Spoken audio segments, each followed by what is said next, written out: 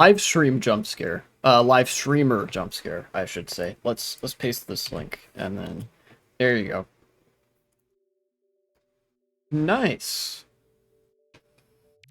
Wrong wrong channel. There we go. This is what I'm doing today. That's what I'm doing. Okay. Okay. I think I can close these out. I'm gonna talk about Israel a bit today. As one of the things. God, there's just so much shit going on. I can't always make segments out of everything. Make sure, if you're trying to get a comprehensive picture of the news, if you watch me for analysis, great. I could probably provide some of the best analysis in the business, and I'm confident in saying that. But if you're looking for comprehensive news coverage of all, like, the major events happening, I'm not going to be able to provide that. I will be totally real. I'm just one person. I'm not even like any of the bigger streamers that have like editors and people who are able to streamline content so that I'm able to cover more and like more stuff is able to make it out there. It truly is just me. You know? What was I doing here? Oh yeah, that's right. ZPL. Any updates? Nope. Looks like nope. Okay. Nice. Yeah, so if there's something that I haven't covered, I probably know about it to an extent, but I didn't cover it on stream either because it maybe for whatever reason having to do with my mood I didn't want to, or it's just like I did talk about it, but it's not going to be on YouTube or something like that, right? Anyways, we got plenty of shit today though. That's the wrong license. I'm doing this one. Aha.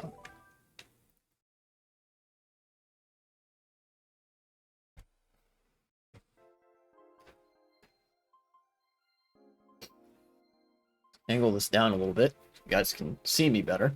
Nice. There we go. I know I look kind of small in a 16:9 camera frame, but it's fine. At least I'm centered. Right? Actually, I could scoot up just a tiny bit. There we go. Now I occupy a little bit more of the frame. I find that this is a good, like, trying to center myself and have myself take up at least a decent chunk of the frame is a good way for me to, like, well, frame things.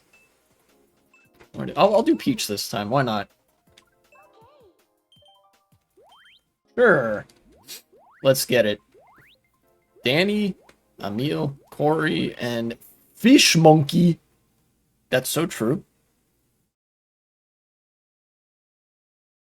I'm going to need to go for my water a lot this stream. It is hot outside. It is hot in my room. I don't know if the air conditioner is on, but I'm about to fucking find out. Because sometimes, when the air conditioner is on, sometimes if I stand directly in front of the fan that's on top of the vent over there, I can feel cool air.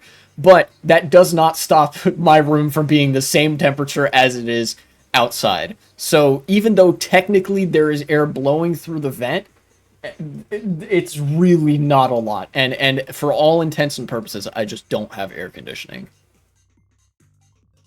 It's like they're on from a volcano here. Oh, he hit the pokey. Poor bastard. And this looks like this is the last lap, so they're gonna finish pretty soon here. Yeah. Okay. How's my volume profile doing?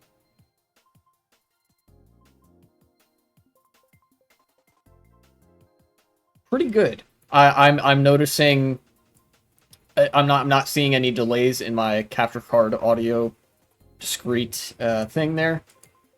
Yeah. Okay. I want to see Mushroom City. That's one of the tracks that had changes, right? Yes. Mushroom City and then Rosalina's Ice World. Those are the two that I didn't get to didn't get to race last time. Oh yeah, I remember the version of Dry Desert that got replaced was one that drew heavily from Mario Kart 8 and 8 Deluxe. And then the new one is more faithful to the GCN original. Okay. Either way, Royal Raceway.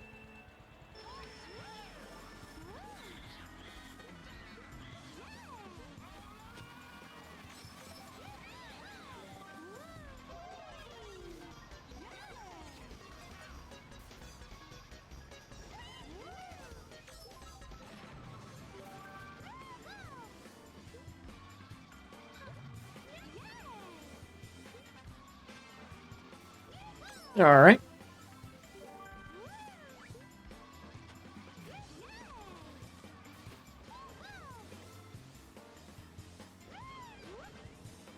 So, whew, now that we're in the race, I think I can get started on some of the topics. One of them being that, like, there was some discourse that was happening that wasn't toxic for once. I'll get to the finer details of that in a minute. But one thing I'm not going to make into a segment I actually did want to talk about. It's a follow-up from last stream. The Venezuelan election happened, the presidential election, which presumably also has some implications for, I don't know, like the legislature and things like that, where predictably Maduro, let's be real, stole the election or you know, did some silliness and, you know, fabricated vote totals, whatever it may be, right? He did the thing that dictators tend to do, and he is a dictator. I looked at his party platform a bit last time, and it was incredibly sus. So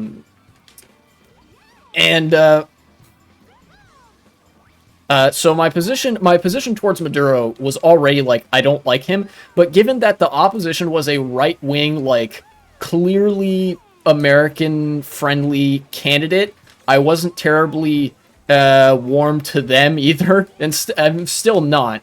You know, it was more like a the information shitstorm in Venezuela is so severe, like the worst kind of people will take a side one way or the other, such that I actually don't know who I hate less. This election in Venezuela was really a contest of who do I hate less, and I was like, I eventually came to the conclusion that, you know what, my barometer for South American politics is what does Lula da Silva have to say about the issue, because my man's is the most Giga Chad leftist in South America. He's been constantly farming W's in terms of like foreign policy and even domestic policy and whatnot.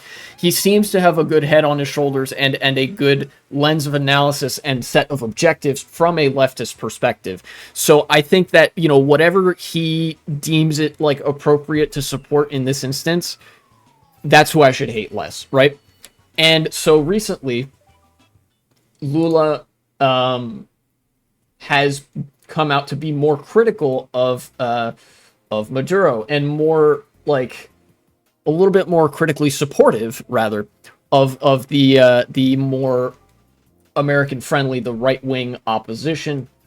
To the extent that Maduro also isn't right wing, you guys know my thoughts on that. That Maduro is basically just like every other authoritarian. He just wears red, or he clothes his party in red.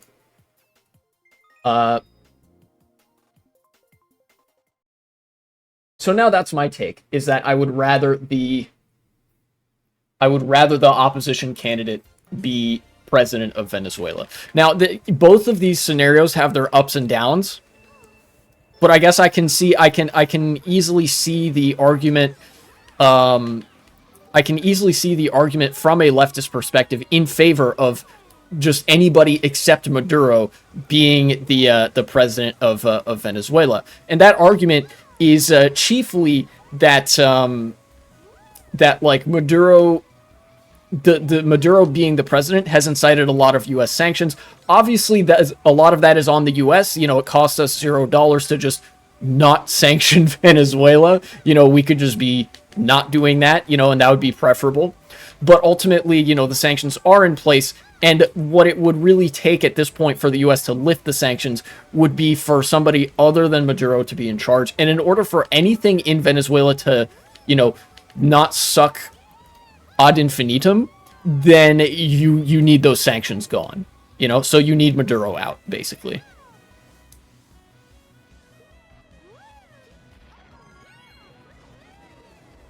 So even though this guy is a right-wing candidate, there's, you know, no two ways about it.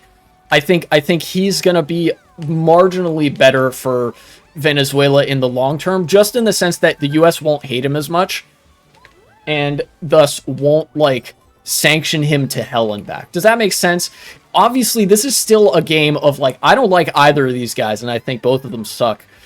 It's just like, which direction do you trade your soul for Venezuela's future, right? Like, that's the kind of game we're playing here. And so, true to my word, Lula came out in support of the more right wing, or like the opposition candidate. So that's who I support. Although it is the most critical support that you could imagine. You know, it's not like a situation where I'm genuinely enthusiastic about somebody being in charge here. It's just like, all right, you know. But I don't know. I still don't know what exactly is gonna, you know, happen in Venezuela. Obviously, like I mentioned, one of the things that would prevented me from having a really good analysis of the subject is just how turbulent things are in Venezuela. How much there's a information and misinformation shitstorm. And I think that it's completely possible that Maduro just remains in power. Let me make myself a little bit quieter here. There we go. Okay. It's possible Maduro just doesn't get ousted and manages to hold on to power. And, you know, if that happens, then I think it would be best advised for the United States to stop attempting coups in Latin America. I mean, everywhere, really, but especially in this case in Latin America, because regardless of what happens, the U.S. constantly attempting coups and trying to install new leaders is not helping any of these countries, like, stabilize, which is ultimately what you want in order for the material conditions to start building themselves towards a more class-conscious future, right? Like a socialist future. Is that you can't constantly be going around and putting the U.S.'s military boots where they don't belong, or anything like that, right? I've kind of explained how this works in regards to Iran, that the United States needs to sort of soften its stance on Iran and normalize relations so that progressivism won't, like, be instantly associated with like American foreign influence and whatever, and so that, like, the authoritarians won't have that very, very easy cudgel with which to say, oh, see, the people who are protesting for democracy are actually just plants for the American interests, right? If you don't have that, then there's a lot more political leeway for protesters and activists to work, so that, like, well, a country genuinely starts moving more towards the left and what have you. But yeah, at the risk of rambling for too long, I will just say that this is a game of lesser evils, and I think that Lula has conveniently, you know, pointed to the opposition candidate as the lesser evil. And it does seem that from what limited indications we do have, it does seem that the opposition candidate potentially won the popular vote. So, you know, on a democratic principle, then, you know, yeah, obviously, sure, you know, he should be the president. And the reason I'm comfortable saying that is now it's not just American outlets reporting that. There are other news outlets that are reporting that, like, yeah, the vote totals, it seems, are leaning much more towards the opposition candidate. Good luck getting rid of democracy, Donald. Yeah, good luck indeed. He's fucking toast, dude. I'll get to that in a second. There's like I did the segment about Trump saying, "You won't have to vote again, my lovely, lovely far-right Christian gooners. I love you. You don't have to vote again. Just vote for me this one time." Right? Like, he said that, and that's a segment. But you know, there's other stuff that points to Trump not being the favored candidate for this time around, which is nice, gotta say. All right, third place. 2024 politics is crazy. Yeah, 2024 politics really be going crazy, dude. Especially with the Republicans. 2024 in general is crazy. Yeah, we've had a few of those weeks where decades happen, that's for sure. So,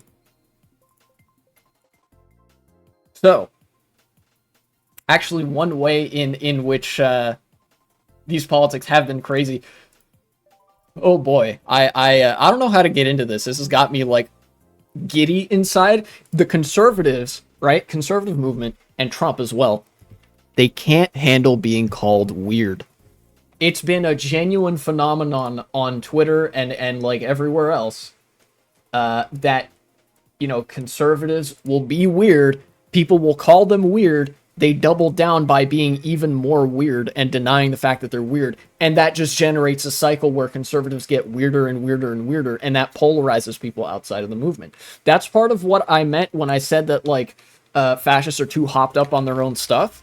They genuinely don't understand how insane they sound to the general public. The reason that Trump and a lot of other fascists are willing to say such optically stupid shit is that they don't understand that they don't sound normal. To them, they're so hopped up on their own, like, silent majority conspiracy theory, they genuinely think the majority of people agree with them, which is insane. And when people point that out, they become even more insane. They go into denial because conservatism and fascism on a social level, you know, on a fundamental level, are movements that base themselves on a conservative standard of normalcy. Their entire identity revolves around them being normal and the left being the insane ones. When they don't have that, they have nothing. Their entire movement crumbles. This is why one of the most effective forms of anti-fascist rhetoric is just to make fun of them. You know, this is why movies like Blazing Saddles and Jojo Rabbit are so fucking good.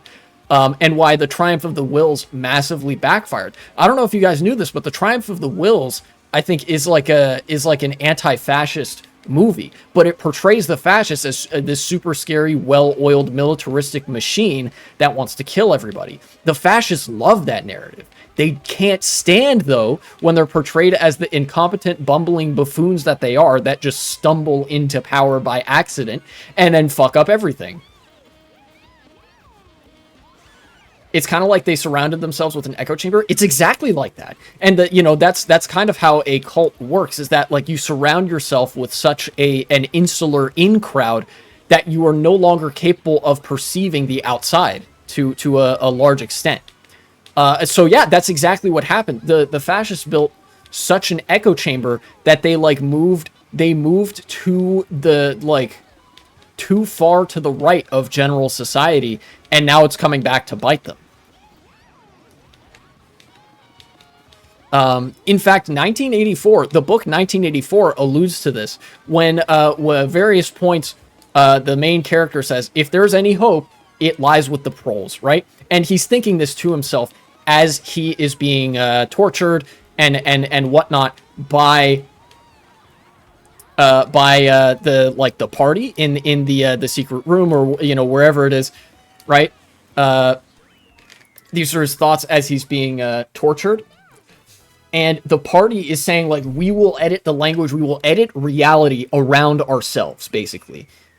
And that is the death knell of the party. That's the death knell of fascism, when they start editing reality around themselves to such an extent that there's a severe dissonance between them and the rest of general society. Remember, in the book 1984, the party is only maybe 15% of the population, and that's being generous.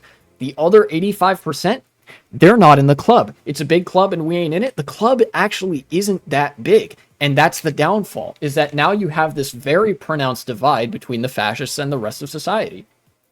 And that presents the biggest possible obstacle to them seizing power, is that that's their Achilles heel. And it seems that for once in my fucking life, the Democrats are prepared to capitalize off of the weakness of fascists.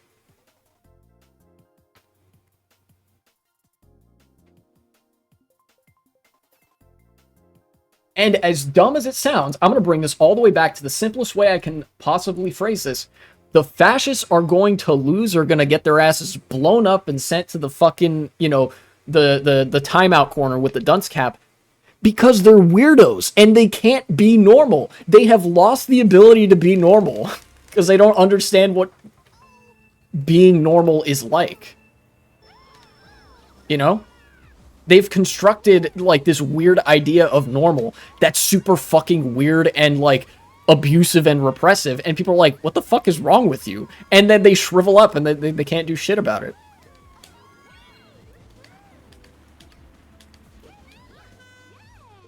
So, you know, it is a new day in America. That happens every 24 hours.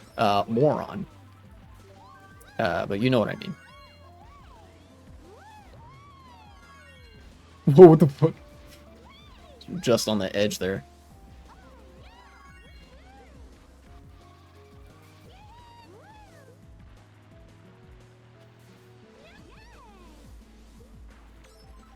That will be a segment, but don't cut it yet. There's another addendum that I have to add to this segment, because there's like more ways than one in which the Republicans are being really fucking weird. Obviously, we all know the gig with them being like transphobic and transvestigating fucking everybody. Seriously, if you guys have followed any of the discourse around the Olympics, it's been like the conservatives have just been transvestigating every single female athlete, which is kind of hilarious, because they are now running up to the concept again. Another thing that breaks their brains, that there can be cis women that just like have higher testosterone levels than other cis women. Like, you know, crazy. Sometimes people have slightly different levels of hormones. You know, it's almost like sex is a thing that exists on a spectrum, and the code of everybody's DNA is a little bit different. Wow, genuinely novel concept to these people. They can't fathom it. That's one. That's for one. For two, they've gone full weirdo mode with the Kamala Harris campaign and whatnot. I've mentioned at several points, Republicans got nothing, baby. That, like I said, they're too hopped up on their own racism. Next presidential debate, you're weird. Yeah, and then Kamala fucking sweeps, you know? Like, it's gonna be that, and I'm here for it. The new conservative line is Kamala Harris isn't really a black person because her family's Indian, I guess. Man, it really is just, you know, good politics to call your opposition a bunch of fucking weirdos. The genuinely, like, the new line is like mixed race denialism. It's like, oh yeah, she's black and Indian, and conservatives like, no, you have to pick one, because white supremacy as an ideology extends the concept of racial purity to other races. They hold that standard for other races as well. They believe the white race to be superior, but they also believe in race as some sort of like objective scientific thing that must be simultaneously kept pure at all times, that you have to be one and you can't be the other. Of inherently contradictory set of beliefs, because like if something is a like scientific concept, it's usually not a binary unless you're literally talking about binary numbers, you know? Most things exist on a spectrum.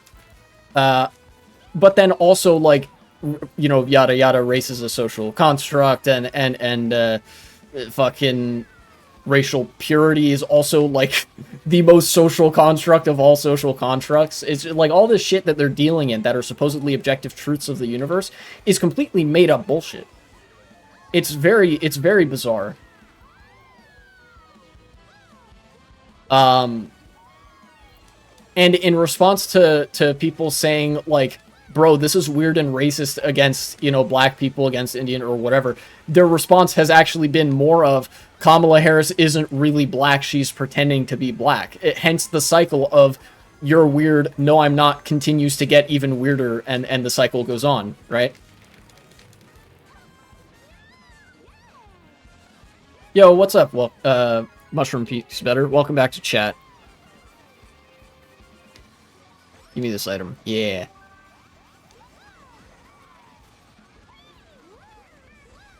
Oh, dude, he's on inside drifting scooter. Let's go.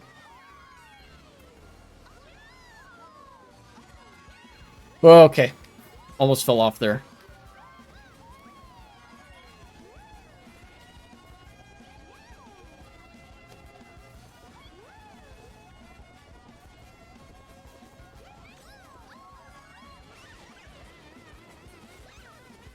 Did he get shocked too? He did. It just didn't show it.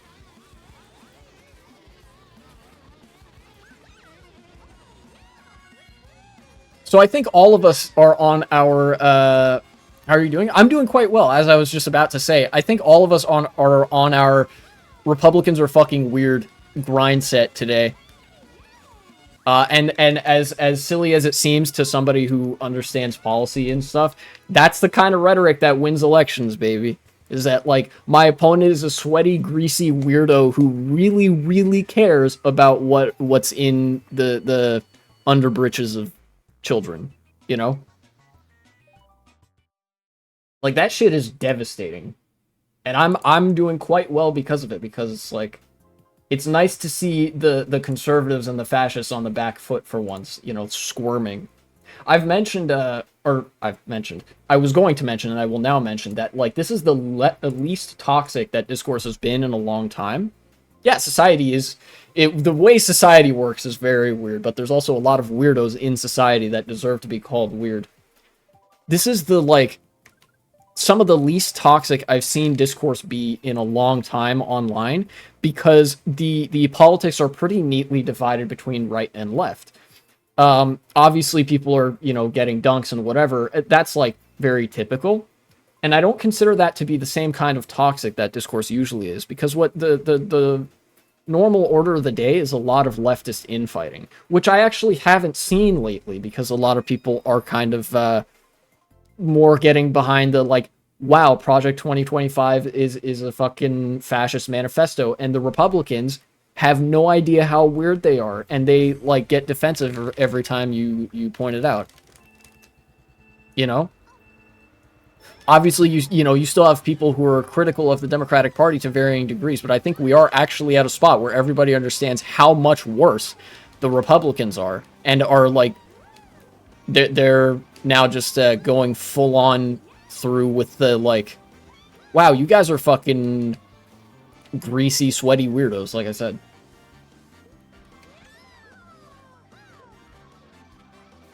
"2022, I crashed my plane. 2024, I crashed this train."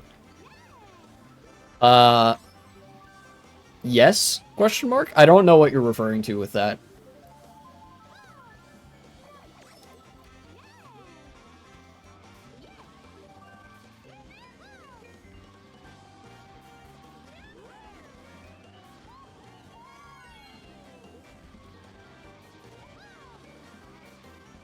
Dude, this track requires a lot of concentration. Doing pretty well so far, though.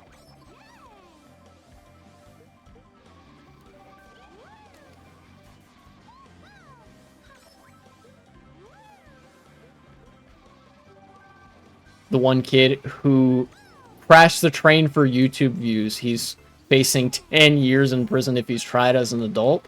Oh, okay. I'm not really in on the whole YouTube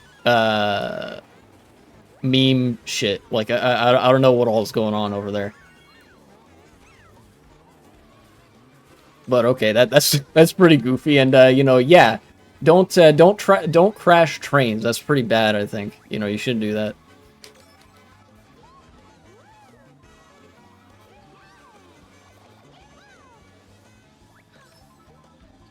Imagine being that desperate. Imagine. Couldn't be me. I'm just out here living my best life. Kind of. I don't know if it's truly my best life, but I'm enjoying myself.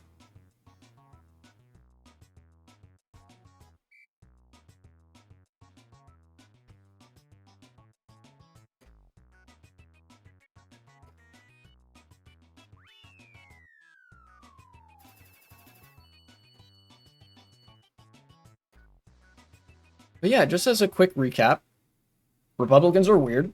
Everybody knows they're weird. They're getting really fucking ass mad about being weird, and being called weird, so they're becoming even more weird, which feeds back on the cycle. And it seems like there's a distinct lack of leftist infighting online, because everybody's busy calling the Republicans a bunch of fascist weirdos. And, you know, I love to see it. So, it is a good day in America, I guess. End the segment there, future me, if that's a segment.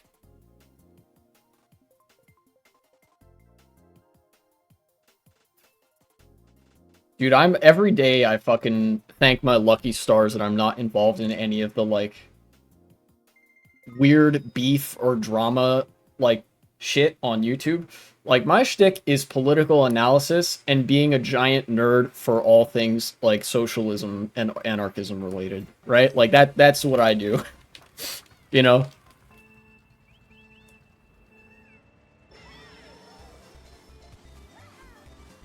Meanwhile, there's people out here making some sort of moralizing drama shit about how, like, this person is dumb and bad and evil because they did this, or whatever. It's like, dog, plenty of people make shitty interpersonal choices. I just don't care that much.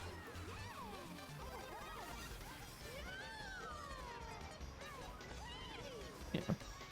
And even with, with stuff like that, it almost just seems like there's not much for me to comment on. Like, what would I say? Damn, that's crazy. Like, you know?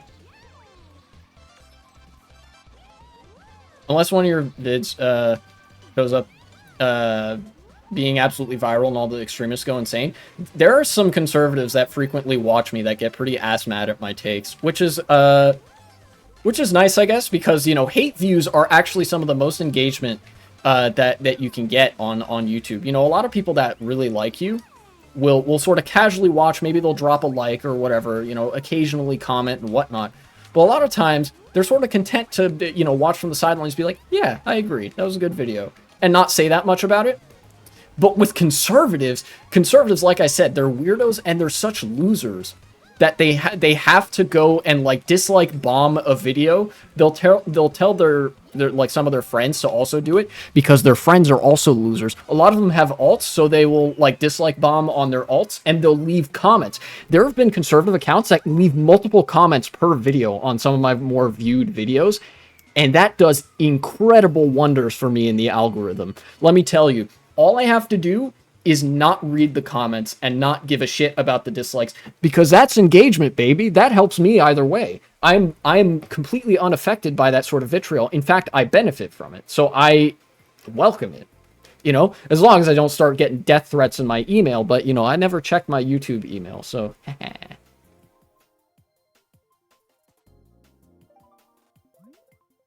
So I actually love when that happens. There are some of my videos, like, what was it? I think the RNC video got a little bit of attention from some right-wing hate viewers. I actually responded to a couple of those comments because I was feeling, like, a little bit cheeky. And then my video about Trump got some right-wing hate viewers and stuff like that. None of this is going to be a segment, by the way. This is just... Sorry, I didn't get your email. I threw it away. Sorry, I did get your email, but I'd never look at my inbox. Thank you. Yeah. A more effective method, like, if anybody watching on stream wants to get in touch with me, a more effective method would be to, like, DM me on Mastodon or Twitter or Discord or whatever, because those are social media outlets that I actually do frequent. Twitter, because that's where all the funny haha discourse happens. And then, like, Mastodon, because I'll post there every time I upload a video and stuff. And in fact, this isn't something I've done for a little while because it's been a while since my last reading kick.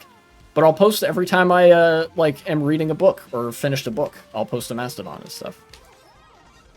Because, like I said, I'm a huge fucking nerd. Yeah, just go wide and we're all good.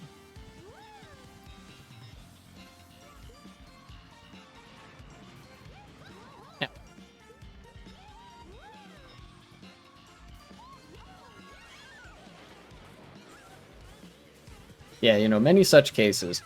Also, I'm convinced that, like, most of the conservative accounts well, I shouldn't say convinced that most of them are. The way that conservative accounts behave on my videos indicate to me that they are either, well, just regular conservatives, i.e. too dumb to, like, even get dressed in the morning, or they're like bots because they genuinely don't say anything. Or stuff like that. It's indicative of the kind of behavior that a bot would do if it's, like, tag searching. You can make a bot that searches for certain tags, and it's like, oh yeah, if you find this tag, post this comment, and it's like the same comment for various different bots or whatever. Something like that. Either way, like, all the right-wing engagement is great for me because that's engagement. YouTube algorithm doesn't really distinguish between positive and negative. I mean, I guess it, like, shows some preference towards positive engagement, but the negative engagement is better than none at all. So I'll take it.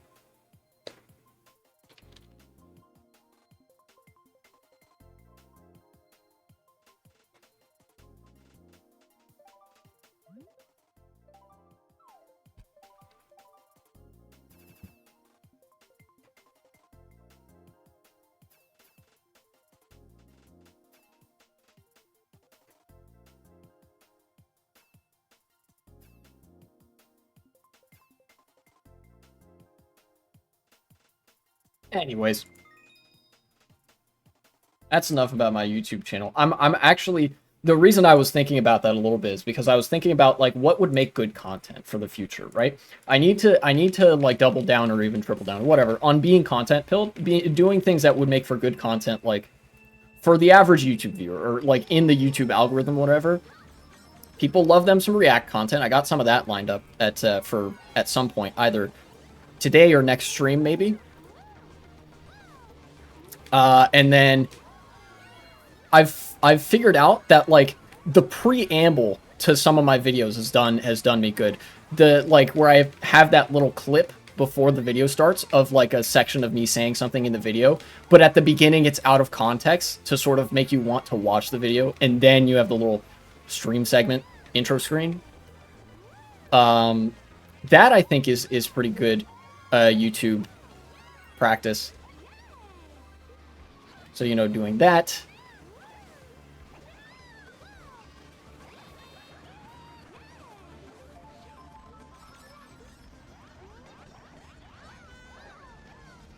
No. Get me to the top of there. Yes, okay. I don't know if it would have been smarter to just start from the bottom of the escalator there, but it got me there either way. No, this again. At least I can drift. Yeah. Drifting makes you go a bit faster.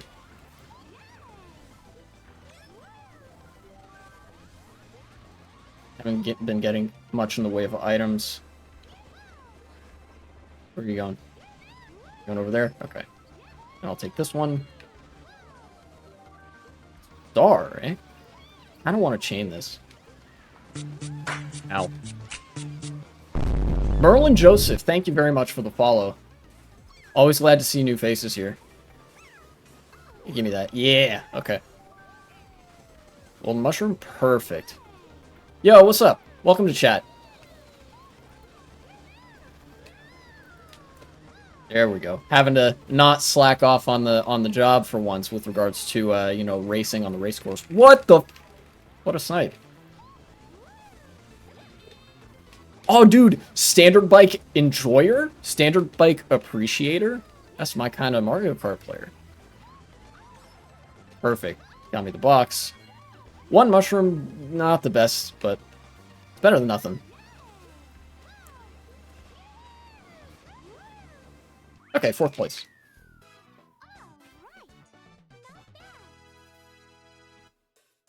What else I want to talk about? Oh, yeah. Not sure how good of content this would be, but this is some great analysis that I'm prepared to offer. You guys know about a country called South Korea? You may have heard of it. You know, crazy. I've been told that this is a country that exists in East Asia. Every once in a blue moon, I'll hear some news about South Korea, mostly because the medical industry and the electronics industry in South Korea are very relevant. And there's like a pretty big sectoral union for electronics workers over there. At least for Samsung workers. This morning I saw in my French news feed that the unions in South Korea, I believe, are protesting. They're striking outside of the CEO's home. The CEO of Samsung, you know, is looking out his window right now, and he sees union protesters on the street across from his house, or like right in front of his house.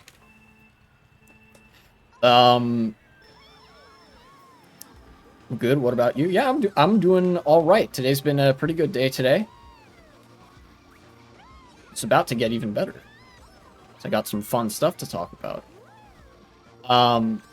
So I was like, oh, interesting. A strike in South Korea. South Korea, very well known at least among like the more like political scientist types and economist types for having a really, really fucked economy and demographic pyramid. You know, things are not good in South Korea. Neoliberalism, as hard as it's hit countries like the United States and France and even the UK, South Korea is worse. You know, you can see this reflected in such symptoms as like the birth rate in South Korea, very low, and that's usually due to factors like very low immigration. They have pretty xenophobic immigration policy, from what I know. Really shitty work culture and really low average pay and incomes. These are factors that contribute to the standard of living being worse, which makes people not really want to have kids, because having kids is expensive. You know, even in countries that have a decently well-developed welfare state, having kids is no lean feat, either from, you know, just from a sheer effort point of view or from an economic, like, finances point of view. So they're currently experiencing like a number of crises, you know, a wage crisis, a birth rate crisis, and all that in South Korea, as well as a work culture crisis, isolation crisis, a little bit like Japan. They have some similar economic circumstances to Japan in that respect. And here we have union action, mass union action, that could potentially be used to address some of that. Obviously, this union protest, this strike, isn't going to move heaven and earth. Even like a dozen strikes in South Korea would not fix these issues. But I wanted to talk about it because it is the type of thing that, if done repeatedly and sustained over like a sustained period of time, would start to address things. So the article itself is in French. I will spare you the torture of having to listen to me speak French. Not because I'm bad at speaking French, thank you.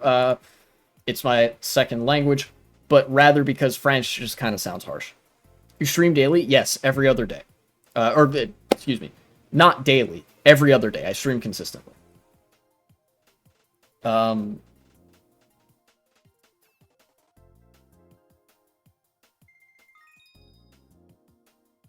So it seems here, let's see, from what I'm reading, the police cracked down on this a bit. And they were, let's see.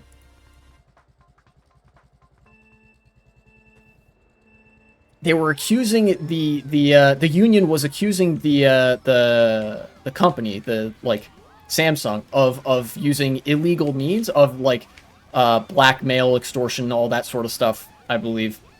Yeah, anti-union tactics. They were accusing their employer of union busting, effectively, and saying, nah, you got to stop doing that, otherwise we're all going to go on strike. Because, you know, union busting, it does work, but not if there's already a decently powerful union. You know, it only works in the circumstance where a union doesn't already exist. You know, it's good at suppressing unions before they get started.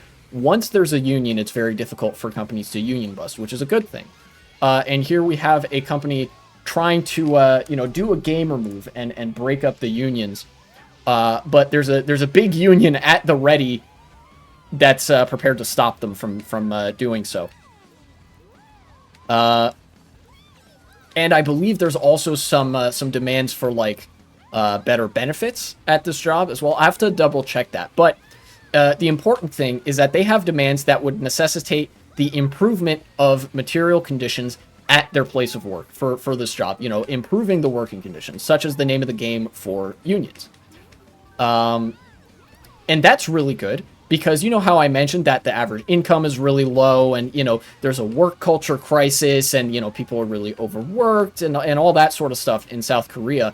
Unions can help fix that because strikes like generally have demands that like, hey, you should pay us a bit better, thereby like improving the income situation. You should give us better benefits, improving the work culture situation. You should give us better working conditions and hours, which improves the whole work culture situation, right? And so if the union's able to like secure some of those demands, that makes things just a little bit better. And like I said, 1 isn't going to fix this, 6 or 12 isn't going to fix this, but if you have like dozens and dozens and dozens of strikes, if you have a lot of strikes that happen relatively frequently over a long period of time, then things really will start to improve, because a lot of what unions tend to advocate for is the reversing of like some of the worst trends of austerity politics in South Korea or anywhere else, right? So whenever you see a country where things are really shit, like especially like a nominally developed country where things really suck, where the hours are long, where the pay is low, where like people can't afford to live, what's the answer? Mass union action, unionizing, building that that class power. I've said this in another stream. The decision truly is socialism or barbarism.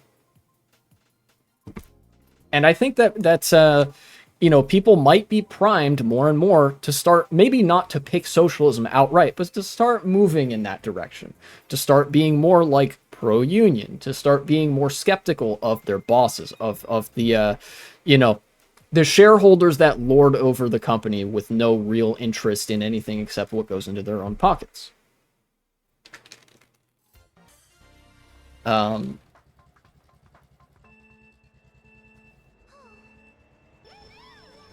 Effectively, it's like, you know, one strike is taking one step.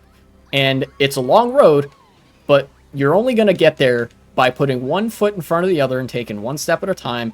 And that's what strikes are good for. You know? With each strike, the crisis gets a little less bad. With each, you know, with every demand agreed to by, you know, the big companies, the crisis gets a little bit less severe.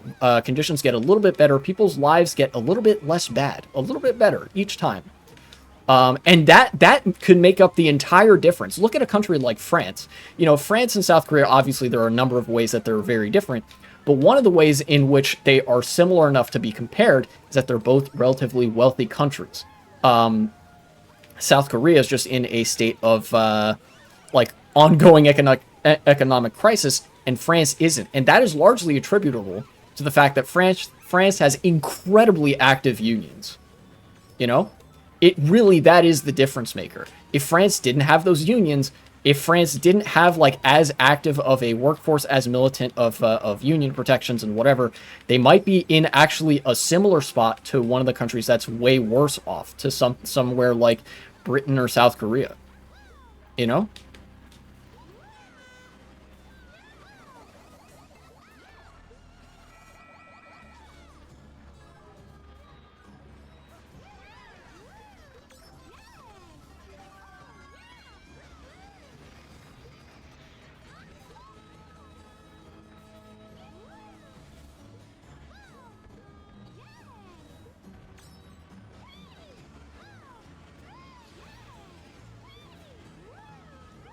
Oh, baby. Am I going to steal first? I believe I am. Wow. Okay.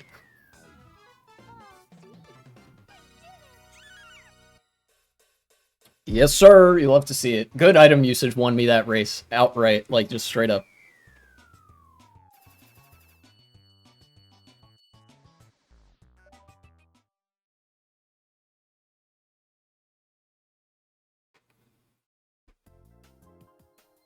So again, I don't know how good of content that makes, but look, you know, when stuff like this happens, you know, it becomes really evident really quick.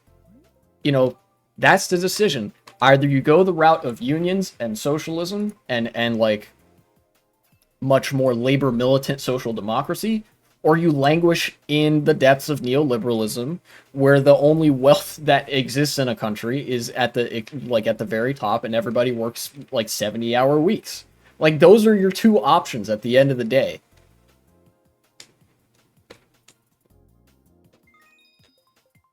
At least when you're thinking about what your end priorities are.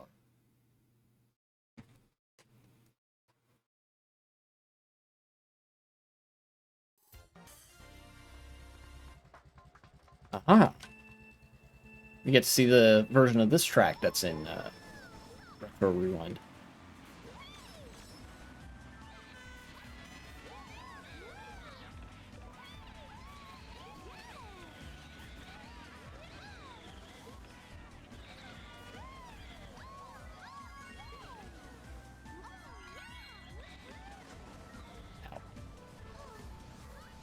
Can't really do the same strat. Oh, I know this version. This is the version that used to be in CTGP. Got taken out, though. Yeah, holy shit, look how slidey the road is.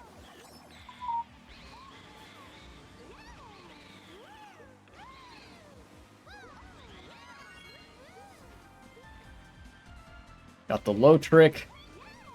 Real ones will know about that low trick. This is the first version of Rosalina's Ice World that was put in CTGP, and it is much...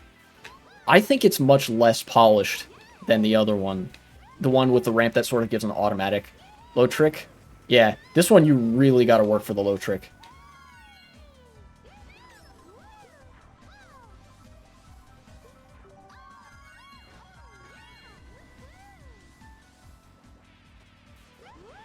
And this turn is a nightmare.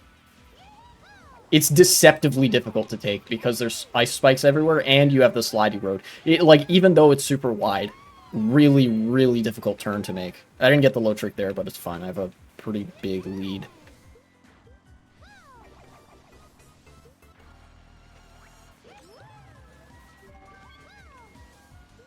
I remember this version? Yeah.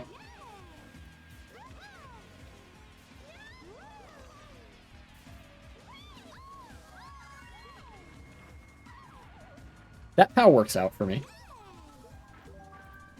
That slippery road is hell in 9,000 VR rooms. Oh, I'm sure. The one thing that does actually change with higher VR players, apart from like, like that isn't skill level, because like there are 5,000 VR players that are insanely cracked at this game. Is like, how ruthless are they willing to be? How cutthroat are they willing to play things? 9,000 VR players, almost without fail, will like absolutely fuck you up with items at every opportunity.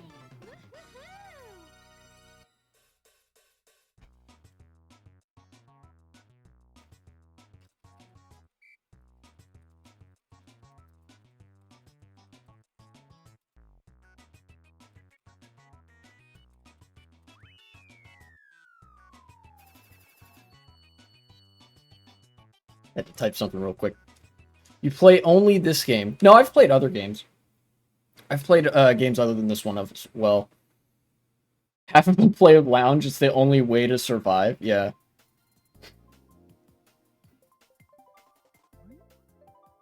I've played, let's see, what else have I played? Now I can go back picking random. I've played Minecraft creative mode, particularly. I did a Minecraft survival mode kind of casual playthrough. I've played Pokemon ROM hacks, you know, various from Blaze Black 2 to Emerald Rogue to, like, what else?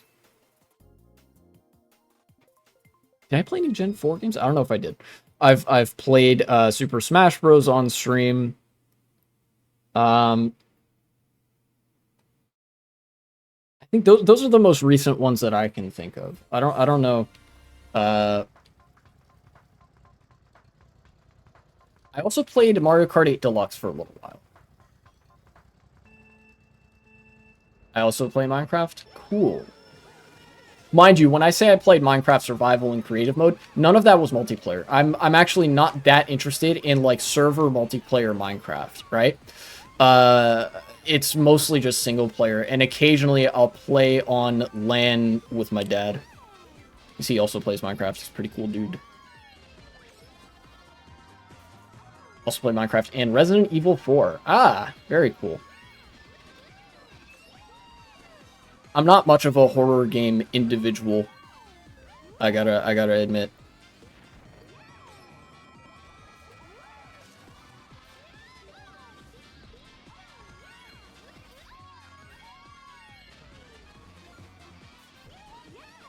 Gotta go real wide there. I have way too many Steam games. I have a lot of Steam games as well, but I've played most of them. You know, it's nice. It is a benefit that it's not like one of those over-cluttered Steam libraries where I'd like literally forget what games I have. Have I played anything from Steam on stream? Oh yeah, I have. I've played Risk of Rain and let's see, Risk of Rain 2 and Risk of Rain Returns on stream. I've played those as well. In fact, I didn't do this on stream, but I have actually 100%ed Risk of Rain Returns. I believe I've unlocked every single thing that there is to unlock in that game. Except for one item, actually. There's one item that I didn't unlock, and it was expressly because I didn't want to unlock it.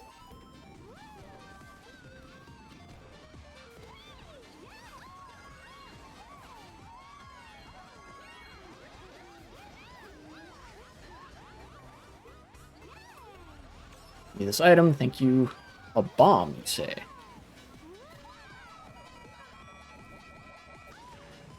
Did I get anybody with that? No. Oh, dude, he's on the Magic Cruiser? What a G. Alright, give me this. I gotta use this. This is a pretty good spot to use this golden, I think. What? I've never seen that happen. Bro, this is like some insane version of streamer luck or something. Getting shit happening that, like, has never happened to me before. Kind of crazy. One mushroom. Can I make this work? I think I can. Maybe.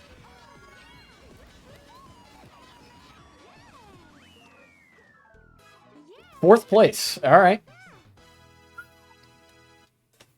Clutched it at the end there. I was almost certainly going to get Mario Karted if I didn't use that mushroom in the right spot.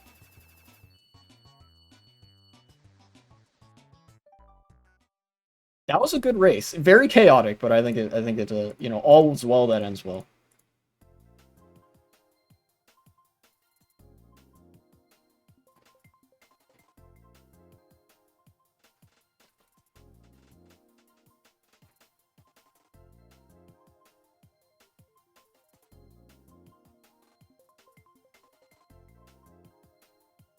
I also share games with my brothers and the other way around, so I have yet to play some games on my Steam. I gotcha.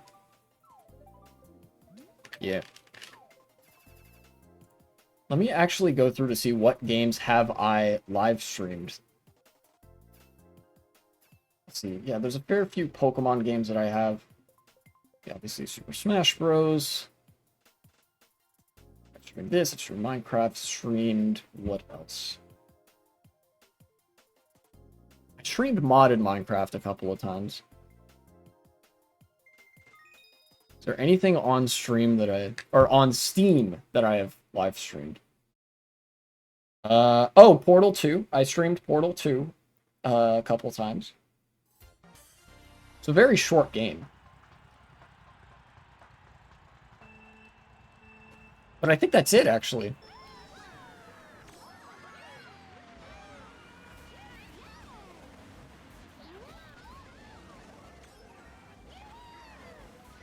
Oh, that was a perfect turn. The perfect load trick? Let's fucking go, dude. I'm playing like a Taz right now. Of course, we'll see how long that lasts, but, you know.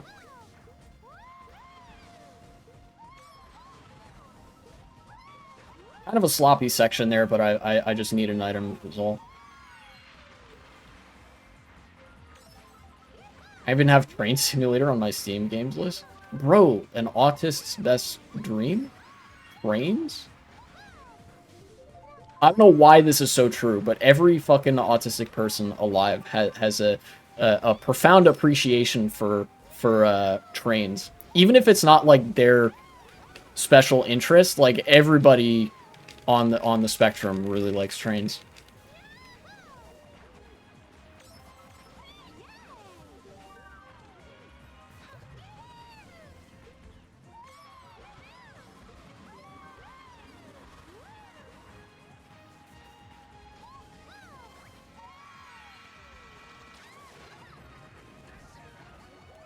I can at least get the trick here. Oh no, I didn't get the SSMT. I'm silly. What? They're right here? Huh? That's goofy. If I get this box, I'll be fine. Never mind, I am not fine. Ow. Looking like another one of those chaotic races. Give me an item. No. Okay. Oh, perfect. Okay. No! Okay. Alright. If I can get a box here, I'll be in decent enough shape. Yes. That's good. Yes, I did the thing! Alright. That's a really good shortcut.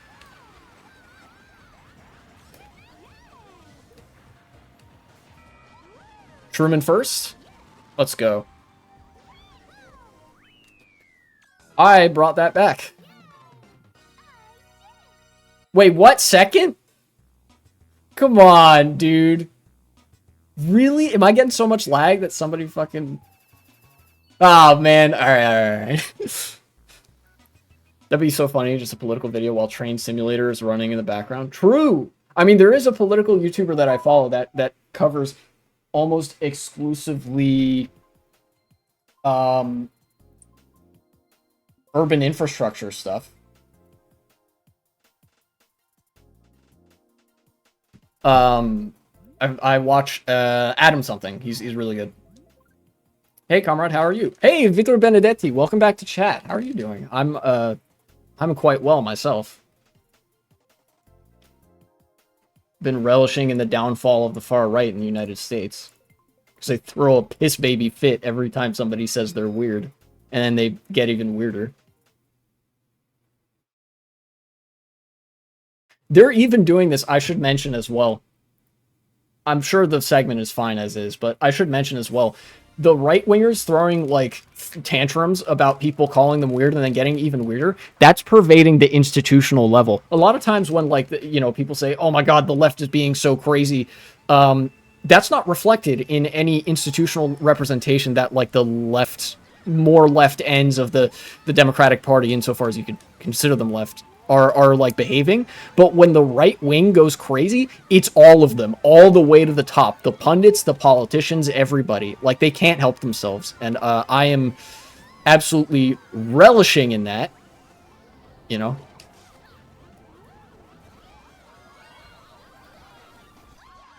I didn't quite get him.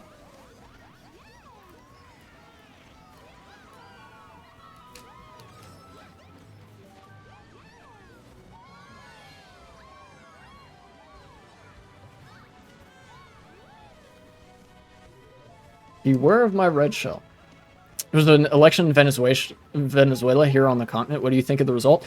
I think I've explored my thoughts on this last time and then earlier this time. Last time when the election was like still happening, or it was like early on afterwards, I was like, okay, from my understanding of Maduro, he probably fudged the election, but I also fucking hate the US supported like the opposition candidate, because he's a right winger, he's far right. We all know what that guy would do if he gets into power in Venezuela, which is to say just basically sell out all the Venezuelan oil reserves to the US, insert colonial project here, etc., etc. We know how that game goes. But then also the consequences of Maduro being like still the president are also pretty bad. So at the end I was like, you know what? You know who I respect and who has a way better opinion and grasp of South American politics than I will ever have is Lula, the president of Brazil. So I was like, look, Lula's a like, basically is a socialist that has to masquerade as a social democrat for the sake of political efficacy. He's a union man. He used to be a teacher, I think, or something like that. Maybe I'm thinking of somebody else, but regardless, the man cares about the interests of the workers. So, like, whatever his opinion is, I'll just probably copy that, because he probably has a way better grasp of the material circumstances in Latin America than I do. Like, me being not very well versed. And also, Venezuela being an absolute shitstorm of disinformation. Like, all the worst leftists in America are pro-Maduro, and all the worst fascists in America will constantly scream about being anti-Venezuela, right? There was enough fog of war that I didn't really know. So, my conclusion was, upon hearing and reading about Lula saying, publish the vote totals and also, like, maybe Maduro needs to go, my position is that I still hate Maduro and the opposition candidate, but I maybe hate the opposition candidate a little bit less than Maduro now. That's my take. The result either way, it's like the election in Venezuela, such an embattled state from the perspective of geopolitical relations, is almost certainly not legitimate either way. The vote total just happens to align with the consequence that the United States would like anyways. You know? At least as far as I know. We still don't know the vote totals in Venezuela. You know?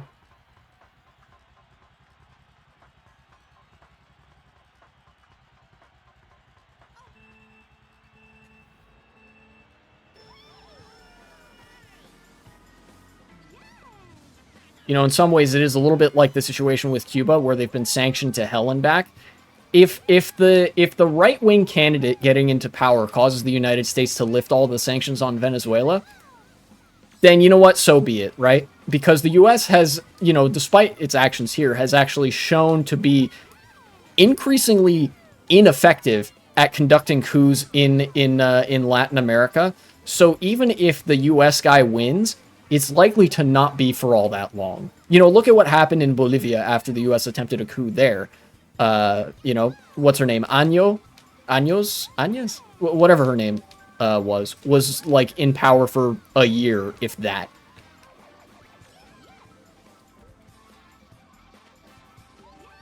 North Korea election, except the dictator fails to get 100% of the votes. Yeah, exactly.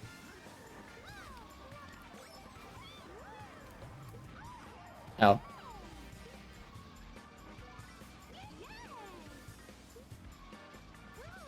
If you ever feel useless, remember North Korea has elections. Believe it or not, elections in dictatorial countries are not useless. I mean, they're pretty like, they're just a formality, but the important function that elections, even rigged ones, serve is to justify, is as a like ideological justifying force that the government can use to say, look, we have popular support. That's why even countries like Russia and North Korea and fucking where else? There's the Central Asian countries do this too. Will have elections that are basically like already decided before the votes happen, either through like direct interference or by like sort of manipulating associated factors, so that the the incoming government or like the the party of whoever is currently in power can say, look, we enjoy the support of the people, you know.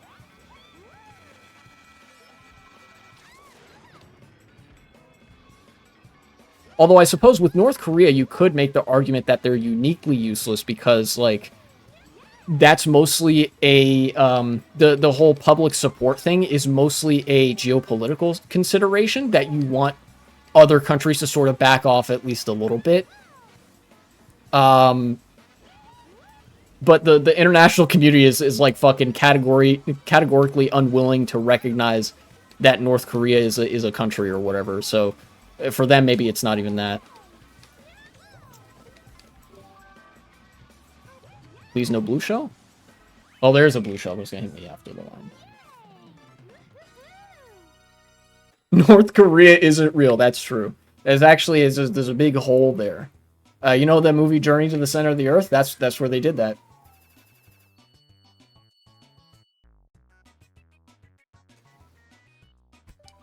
North Korea just did that, guys. It's not there anymore. It's not real. It's just an alternate reality country. True. But yeah, in the case of Venezuela, I'm just gonna go with Lula's answer that, like, obviously this right-wing guy doesn't deserve to win, but Maduro does deserve to lose. So he needs to go. That's like the quick road for the U.S. to lift all the sanctions. And then, of course, the U.S. is going to try to do some petro-state fuckery in Venezuela. But because Venezuela is a real country and Qatar and the UAE like aren't real countries with a real civil society, there's probably going to be some degree of social upheaval in Venezuela that will enable people to like relatively quickly in terms of how politics plays out, so maybe like a generation or so, get rid of the dictator, because this guy's not going to be the like, he's not going to be a real president, he's just going to be a dictator again, you know.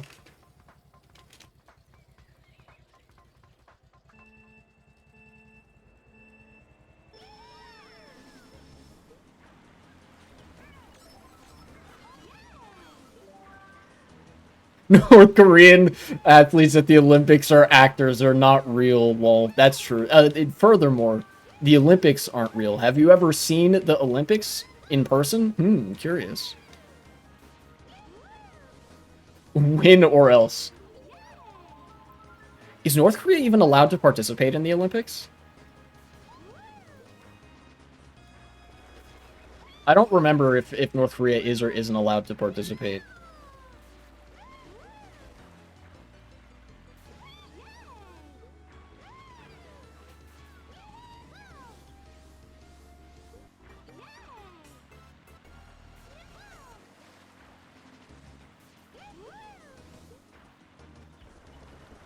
I have the perfect item combo right now, unless a shock happens. I bounced over the boost panel. Very goofy.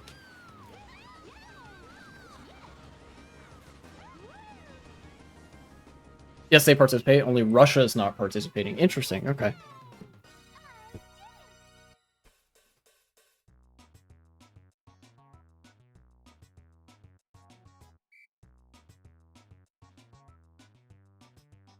That makes sense. International community probably still isn't very happy with Russia. I've seen the 2010 Spring Olympics as my uncle lived a couple blocks from that skating rink they were using.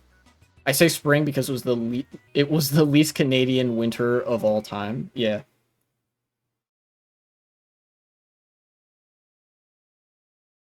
Where was the 2010 Olympics?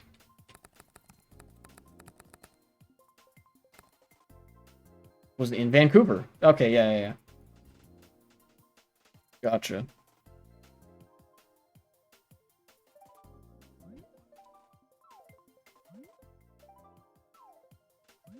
No, random. Don't vote. I mean, I am voting. I'm just selecting random track.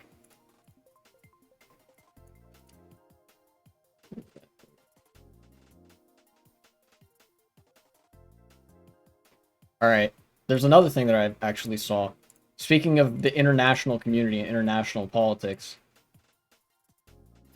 I pulled up a couple articles on this beforehand and like briefly looked through them to make sure I wasn't completely wading in blind. I know that like pre-watching or pre-reading is taboo for streamers, but I don't care because my thing is political analysis. If I'm doing that, then I need to know what I'm politically analyzing, right? Recently, just yesterday, a couple days ago. What if the North Korean athletes in the Olympics just run away? True! That's true. They'd probably get caught up to pretty quick. I don't know how good of a shape they would be in, you know. Malnutrition memes and all. Holy, how did I not get hit by anything or anyone there? Okay.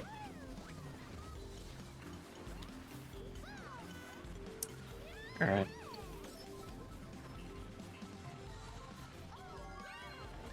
Doing that shortcut, I fell off. Okay. A couple days ago, Israel did an airstrike on Lebanon. In fact, they struck the Lebanese capital of Beirut, right? Now, at the time, it actually seemed as though this would be the ideal Israeli airstrike. All civilian casualties, and the one commander they were nominally targeting was not hit or was not killed, right? But as it was confirmed recently, they actually did kill the Hezbollah commander that they were targeting. So it's only like 90% the ideal Israeli airstrike. Still, most of the casualties were civilians, but they did get the one guy they were aiming to get. Oh no. How's that guy so far up there? Jesus.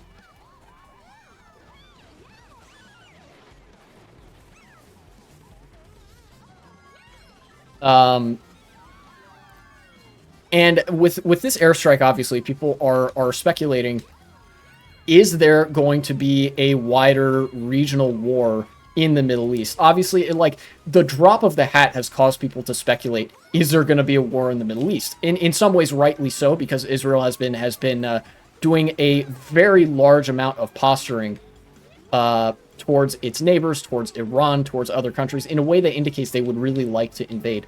But up until, you know, and I believe that they would, up until I saw an analysis from a political analyst in Al Jazeera, which prompted me to look further, and I found that there are actually some significant circumstances that would prevent Israel from going to war, despite how much I think Netanyahu actually would want to. Because as I've explored on other like segments and stuff, Netanyahu is not liked by basically anybody. Even the Israeli people really don't like Netanyahu for a litany of reasons. On the one hand, he's conducting this genocide in the Gaza Strip, obviously. On the other hand, you have him posturing with other countries in the Middle East, which is not doing him any favors in the international community either. And this is especially relevant for the Israeli people. He is prolonging this war intentionally and trying to sabotage the court system so that he can stay in power, because the Israeli courts also don't like Netanyahu. He's, being investigated for corruption and whatnot. Basically, the moment he steps out of power, his ass is going to jail, whether it's prison in Israel or whether he's getting his ass dragged in front of the Hague, So his interests are to drag this out for as long as possible. But as somebody explored, it might not be possible to escalate further than like a couple errant airstrikes here and there. So Israel strikes Beirut. This is the Al Jazeera article.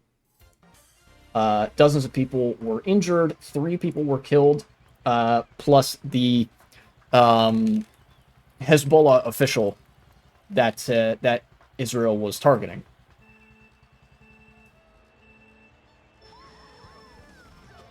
The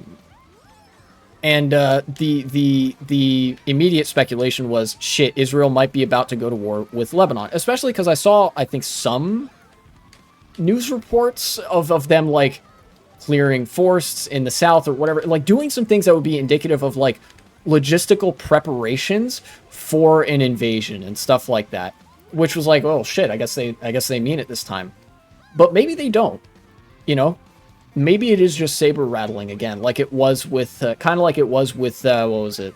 Iran, when Iran launched a bunch of drones at Israel and some missiles and stuff. This analyst in the Al Jazeera article said that, like, a wider regional war is not likely because of the ongoing economic crisis and instability that's currently occurring inside of Israel domestically. And that gave me pause. I was like, whoa, hold on a minute. Israel is, like, unsteady? But then it kind of made sense. I looked it up. There are a number of countries, particularly Latin American countries, because, of course, Latin America, the vanguard of all socialism, thank you, that are, like, that have cut ties with Israel. Some of them economic ties. I remember reading a while ago that Colombia was Israel's biggest supplier of coal. Israel relies on coal quite a lot. And they recently cut all diplomatic and economic ties with Israel, which means their energy industry is maybe a little bit less sturdy than it was before this all started. But that's not the only thing that's rough with Israel. I regrettably had to resort to reading the Times of Israel for this, but I did get the information one way or the other. Speaking of sports, the next Women's World Cup will be here in Brazil, 2027. Oh, hey, that's cool. I remember watching the Women's World Cup in 2019, and I think it was some of the highest level soccer that I've ever seen in my life. Get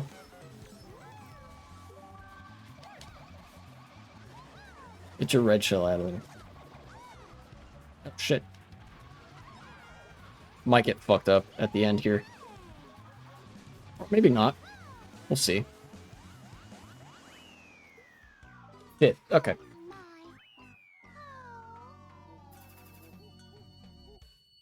Let's see what the exact words of this analyst was. Israel's military has not issued any new instructions for civil defense following the attack.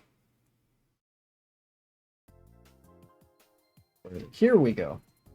Ori Goldberg, a political commentator in Tel Aviv, told Al Jazeera that the attack is likely not a serious escalation. He added that Israel might not risk war with Lebanon, as it is already in the middle of, quote, one of the most severe domestic crises it has ever experienced. And that's interesting. A war with Lebanon could perhaps rally Israelis around the flag, but its effects would be almost immediately disastrous. Another quote from Goldberg, right? Canadian election is coming after the U.S. election. The chaos isn't over anytime soon. Yeah, we'll see. I mean, Canada's gonna go through it either way. It doesn't matter who wins there. I mean, it kind of does, but, like,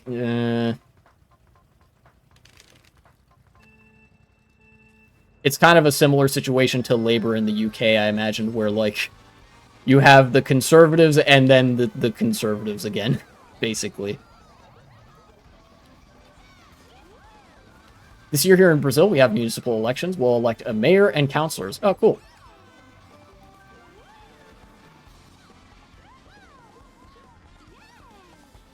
In my state, I live in Virginia, we have elections in what are called the off years. So, like, you know how every 4 years America has, like, the presidential election and stuff? We have elections every 4 years in Virginia, but they're a different 4 years. Like, in Virginia, the elections happen in the odd-numbered years. So, there was an election in 2023. There's going to be an election in 2027, you know? And I think there was also an election in 2021? Something like that. Or I guess maybe it's every 2 years, with certain elections being on a, like, different timer or whatever. But yeah.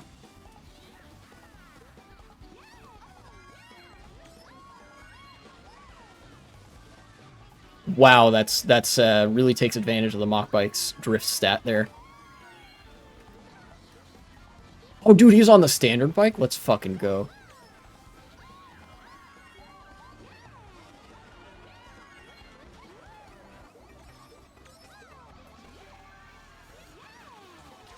Ow!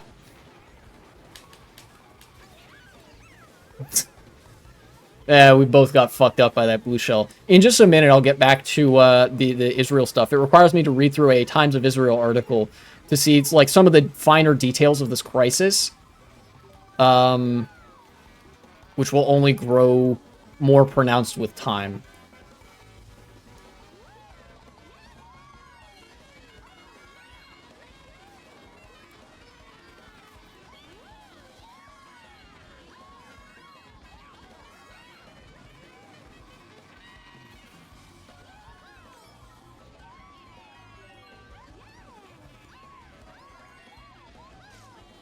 All right, second place.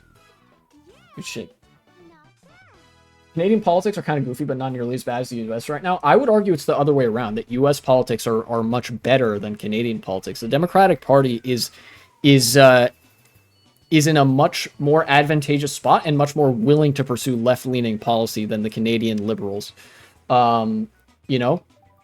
Because the American conservatives are so hopped up on their own fascist rhetoric that they genuinely don't understand how insane they sound, which is going to result in them losing a lot of ground. Not even to mention that a lot of conservative parties at the local and state level are literally running out of money with which to support themselves. The future in the United States is going to be one full of trade unions. The future in Canada is more of a neoliberal hell. You know?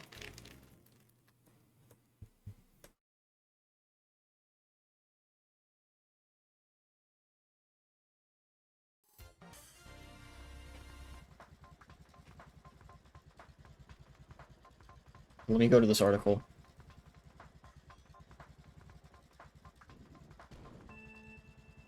Holy shit. Okay. So the crisis in Israel is apparently really bad. This is my first look at the numbers in detail. I knew there was a little bit of like number go down, but let's check it out, I guess. The GDP in Israel declined by 19% in the last quarter of 2023. 19% GDP decline in one quarter in Israel. And this is after the war started. Which means that, yeah, I guess, you know, the war is already having some pretty bad effects over in Israel, as the analyst said. And, like, obviously, you know, doubling down, engaging in a wider escalation of conflict would only exacerbate those existing bad consequences.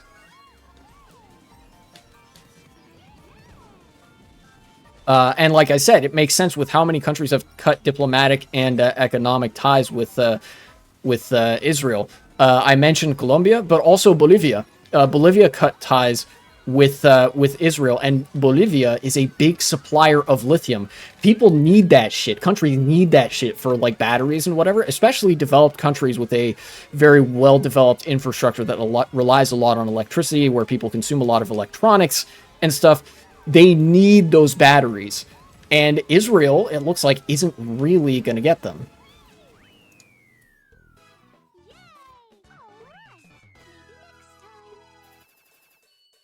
Let's see. GDP in the first quarter of 2024 was 1.3% lower than the same period last year. I'm guessing growth, they mean? Growth was lower. Change to GDP per capita is considered the accepted index for changes in quality of life, meaning quality of life quality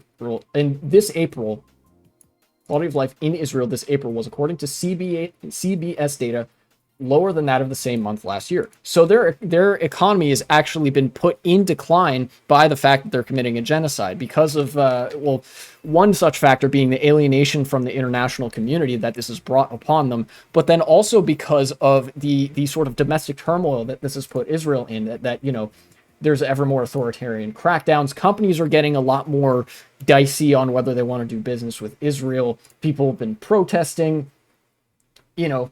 Instability tends to do that, and the fact that Israel's massively ramped up spending on its military. Yeah, look, security spending rose in the fourth quarter last year by 27% and continued to climb in this year's first quarter by 39%. They're putting themselves in the hole over this. Israel is so committed to killing every last Palestinian person that they are willing to put themselves economically in the hole to do it. They're willing to like destroy their entire economy and standard of living just to purge the degenerates from their neighboring apartheid enclave. Like, holy shit, you know?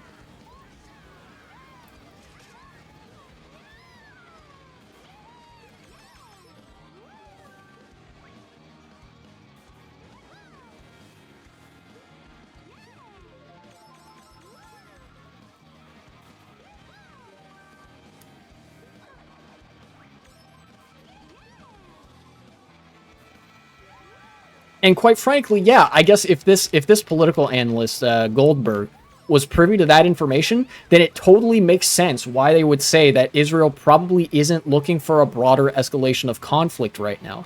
You know, they're too busy worrying about how shit their economy, you know, is at home, such that like they can't afford to worry about like more military action abroad.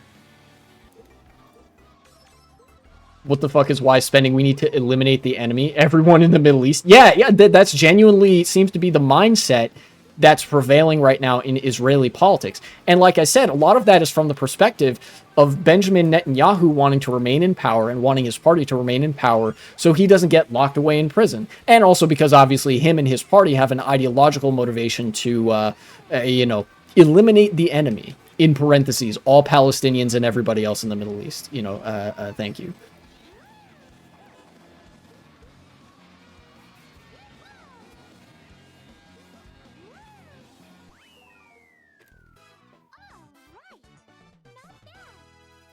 I can't believe I got hit as little as I did that race. That was, like, pretty good.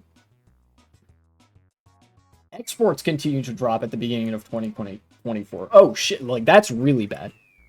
During the year's first quarter, exports fell by 5.5% compared to the previous quarter and by 26% compared to the same period last year.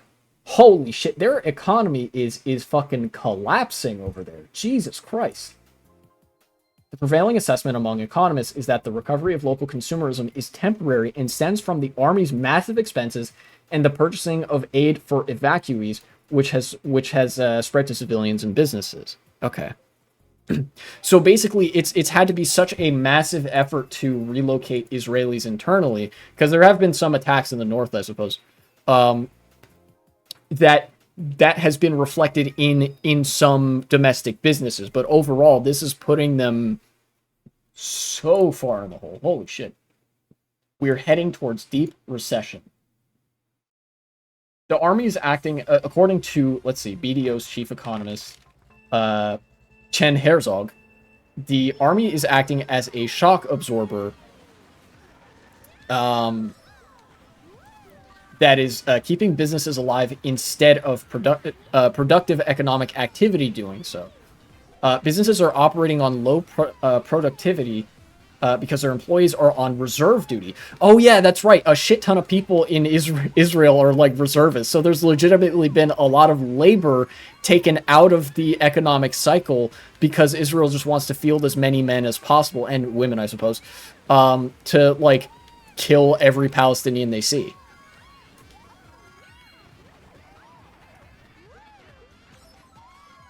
So yeah, that's having an effect too.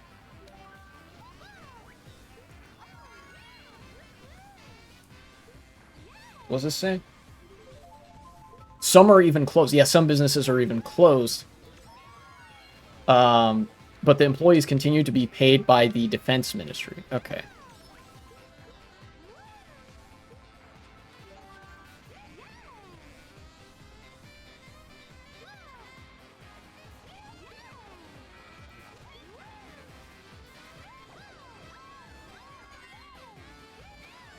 Make it around this corner, and then I'll keep talking about this. This is, I think, might spell the beginning of the end for Israel committing a genocide in Palestine, is the fact that their economy is tanking so hard.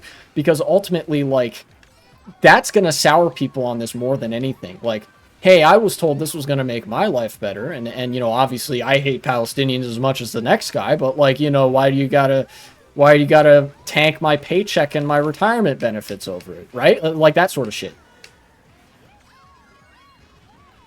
And funnily enough, this can be considered actually one of the areas where Marxian analysis has some flaws. You know, the name of the game with Marxian analysis is a materialist lens. You know, historical materialism, dialectical materialism, whatever it is. But genocide doesn't benefit anybody. You guys are seeing both businesses and workers are suffering from the impact of the army being like super fucking active in the region, right? It's not doing anybody any favors right now. And so like as a result, like you have this situation where the class interests aren't what's driving this dynamic. Obviously, there's still a materialist motivating factor here that like obviously these circumstances are being affected materially by certain things, but the motivation for Israel to like purge all the Palestinians is actually not a materialist one. This genocide is not motivated in any way by class interest.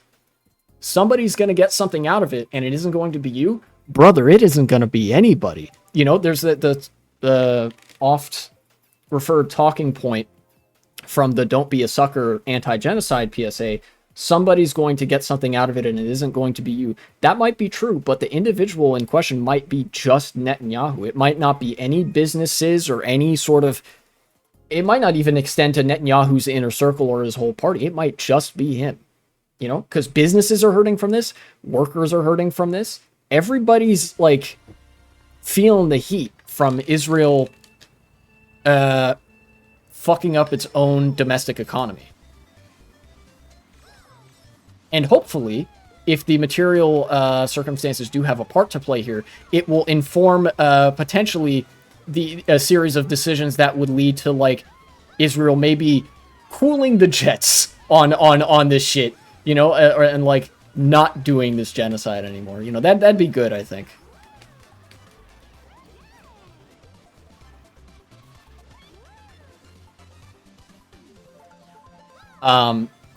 So kind of like good news, I guess. Obviously, you know, like as much as I loathe them, Israelis are people too, right?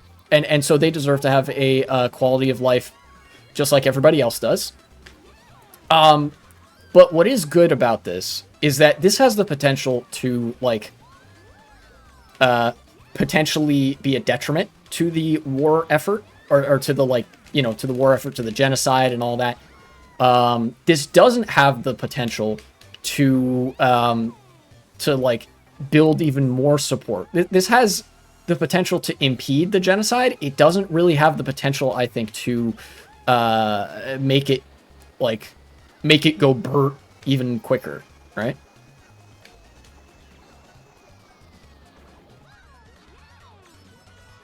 I don't have an item. Okay, that's fine.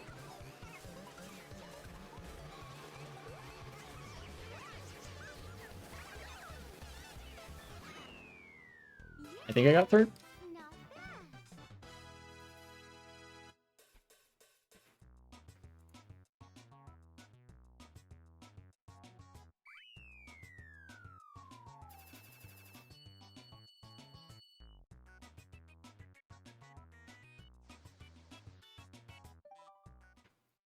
Let's see if there's any more details here that don't just reify what I've said. There might be something different. If this ends up being a segment, you feel free to check out the news sources that I refer to, because I link those in the description of my videos.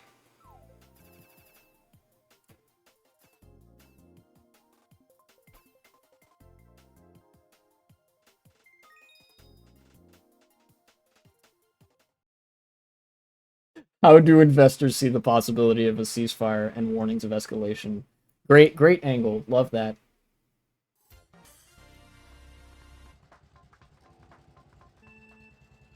Yeah, here we go. Look, even the capital class is very, like, not very keen on this.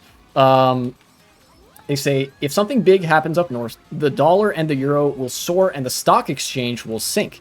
Because remember, that's the only fucking thing that rich people care about, is the stock exchange and their portfolios and shit. And vice versa. If there's suddenly a deal and a ceasefire, we'll see a larger trend upwards. That is really interesting to me. In that way, it's kind of like, it's almost like the business class kind of soft calling for a ceasefire. Like, hey guys, this is kind of getting bad for us as well. You know, maybe you got to do a ceasefire soon, right?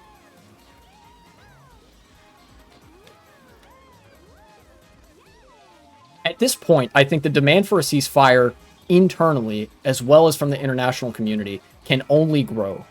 It can't really shrink, right?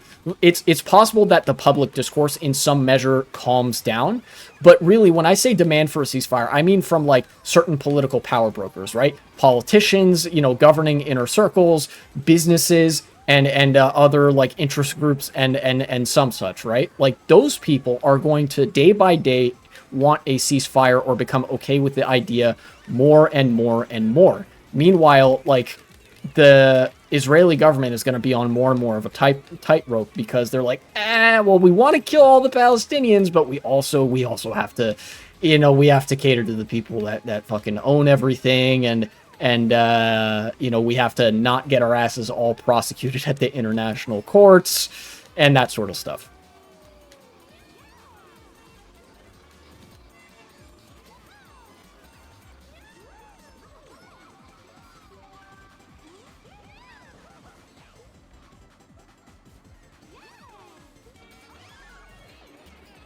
I'm going back for this. Yes. All right, that worked.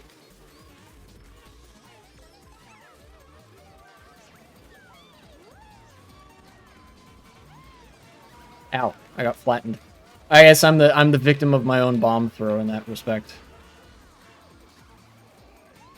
Everybody got owned by the cars. What is happening? Yeah, Shroom Ridge moment. Everybody dies at the end and I get a middle spot.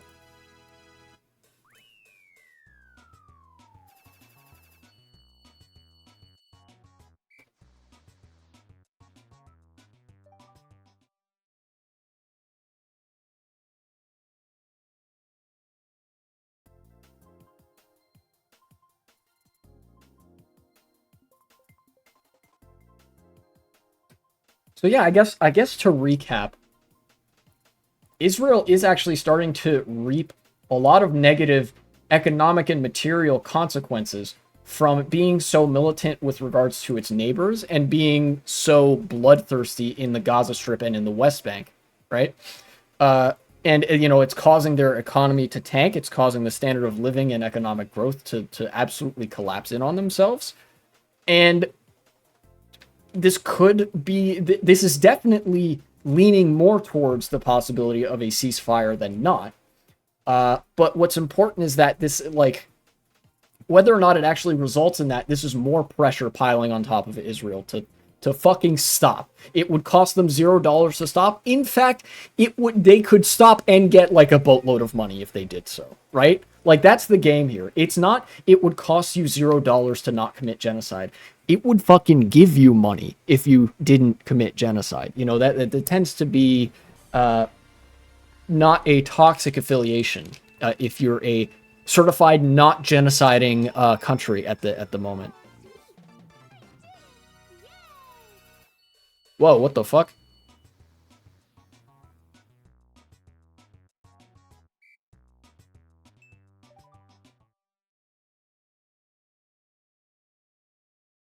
Alright, who's chewing on the wires? I need to know. I've dropped a very large amount of frames. Am I good? I think I should be good now.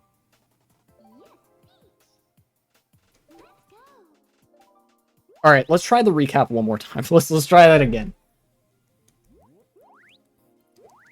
Israel experiencing an economic decline as a result of, like, or an economic recession, rather, as a result of being so militant with regards to its neighbors, and like committing a genocide in Palestine. Yeah, stream froze. It's back now. I gotcha. Is potentially good for the prospect of them not doing this, because it's not even a, like, it would cost you $0 to stop doing this. It would fucking gain you money. It would cost you negative money. You would get money if you didn't commit genocide, if you didn't constantly posture with every other country in the Middle East, right? Like, you know, that would be preferable.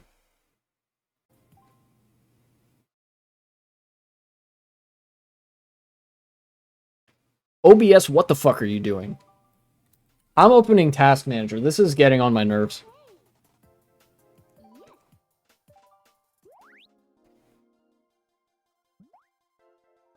Somebody's chewing on the wires right now, and I really don't appreciate it. All right.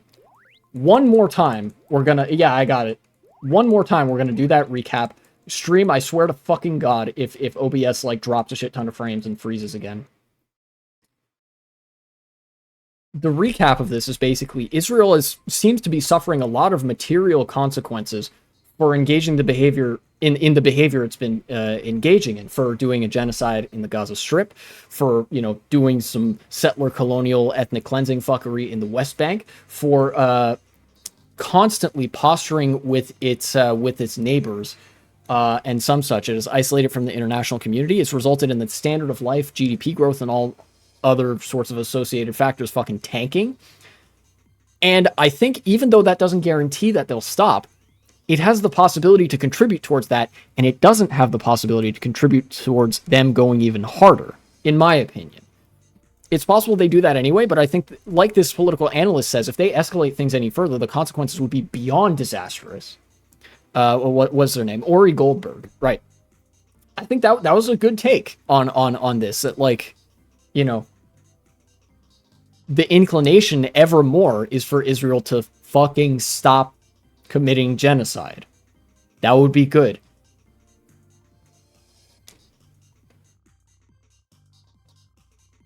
The screen is frozen. So, in short, this isn't even a it costs you $0 not to do this situation. It's a literally you would benefit from not doing this. This is, you know, this is worse than it costs you $0 not to do this, because it costs you many dollars to do this. If you stopped, you know, you would stop seeing such severe economic consequences, material consequences for doing this. So, you know, slight cause for optimism? Maybe.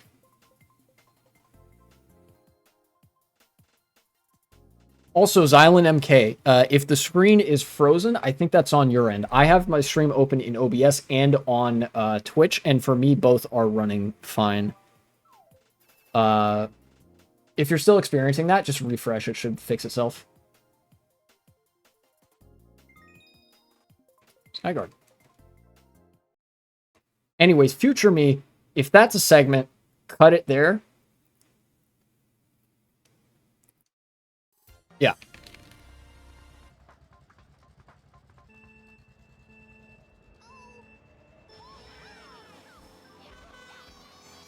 It didn't fix itself for like 2 minutes? Well, shit, that ain't good.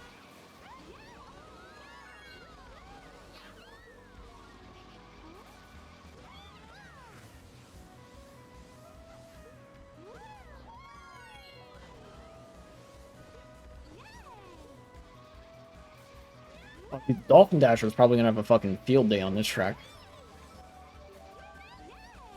And I'm over here getting fake item boxes.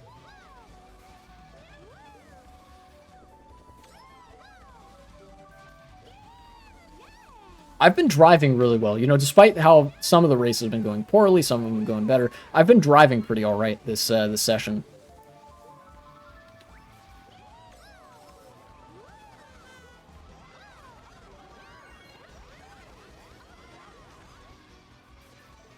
Yeah.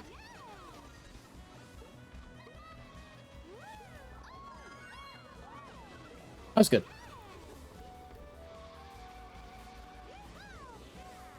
I have one mushroom. I don't know how much this can do for me realistically. I don't think... Well, actually, maybe it is enough to take the whole shortcut there. I'm going to try that. Yeah, there we go. It was enough.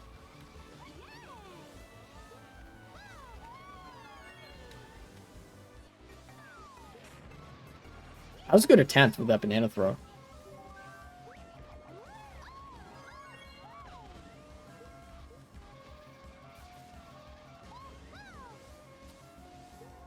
Okay. That works out.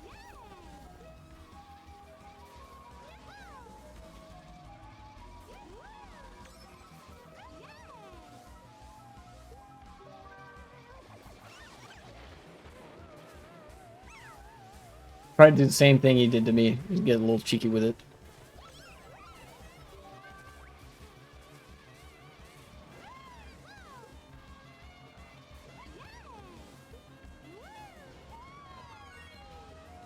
Okay. Nice casual first place. That guy on the Dolphin Dasher was on my tail pretty consistently. Good shit to them.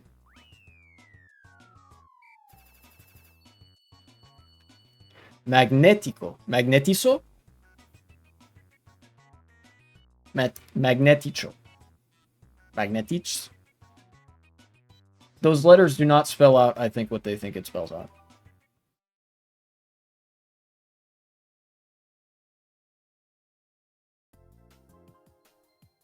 Alright. Random again.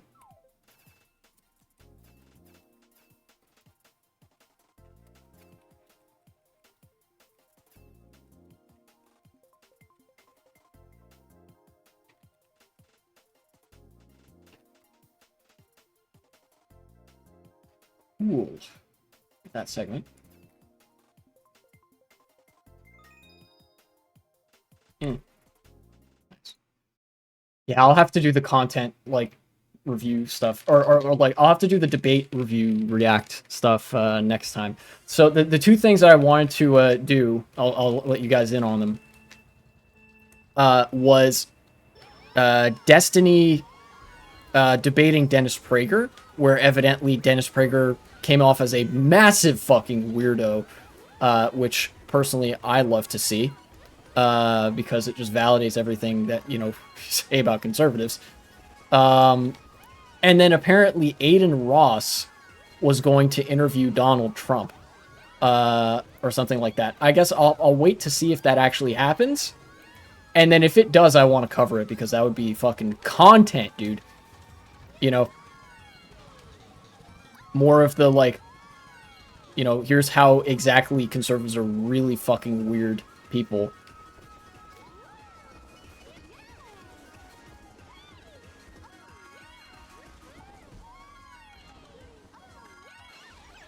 No, my star. Dang. I was just about to use it, too.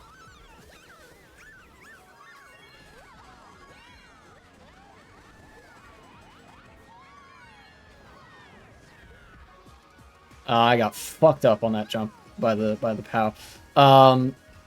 I think to preview like what I think I could maybe get out of those debates for the Destiny versus Dennis Prager debate. Destiny is good at rhetoric, right? And I think that could be a like good insight into what kind of rhetoric is potentially effective against conservatives and stuff like that. And then also with Aiden Ross and Trump, I think that's good for seeing like just how dumb is the conservative base, I guess. I don't know. I think if nothing else, it would be able to get some eyeballs, if only for me to repeat points that I've already said in various other videos. Also, I see what you mean when your YouTube videos get dislike bombed. Yeah.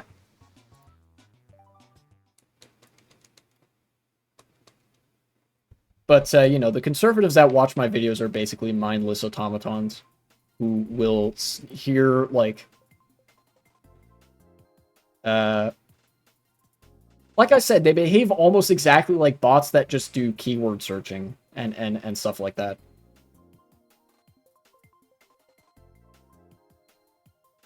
So, I mean, I think there was one guy that was like, "You're a commie, dude," and I was like, "Damn, that's crazy. You've just figured this out," because I was hiding that. So I was putting so much effort into hiding the fact that I'm a socialist. You know, recognize when I joined a friend, you were in the room. It was when you were reacting to Just a Robot. Oh yeah, that's right. Yeah, I think his fans actually dislike bombed my video. In retrospect, there are actually some flaws with that video that I wanted to sort of address in some fashion, but I don't think there's really a good opportunity for me to do so. I don't want to rehash that video and like go back to Just a Robot, because my concern is more like I took him too seriously. In the description, I wrote, like, what do you guys think? Too charitable, not charitable enough? I was way too fucking charitable. That guy is basically just an anti, like, SJW, anti-woke kind of grifty conservative, right? And, like, and he, in fact, I should have seen this early on. He lied about a lot of the movies that he talked about just to make his point. And I think that was a big red flag that I should have caught on to. When he was talking about Spider-Man Across the Spider-Verse, a movie that I have so many positive things to say about, I kind of didn't notice that he completely avoided mentioning anything political, and in fact dishonestly I think represented what the movie was really about. You have to like be pretty committed to selling a certain narrative to say that the movie isn't like woke or political or anything, right? And so I should have, you know, I should have been more, I think, active on calling him on that.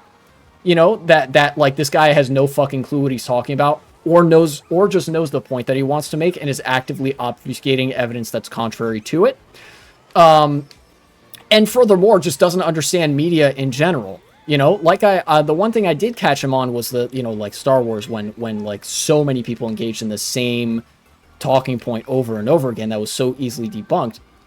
But really, I just shouldn't have commented on a lot of the movies, I guess, where I just hadn't seen them, because I shouldn't have trusted him to accurately give a summary of what occurs in the movie. Like, not even from a perspective of like, oh, you know, there are comments saying stop playing Mario Kart, and that's exactly how I knew that I was going to continue playing Mario Kart, that I would never stop playing Mario Kart, because none of those people fucking care. You know, they're in it for the drama. Yeah, opinion instantly discarded. You know? I'm in it for the analysis, for the political aspects. You know? Basically, every time that guy talked about a movie I hadn't seen, I should have just been like, don't care, skip.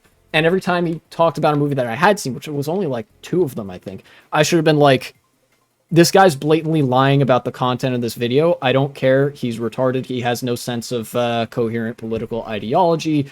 He just doesn't like that there's minorities in movies, right?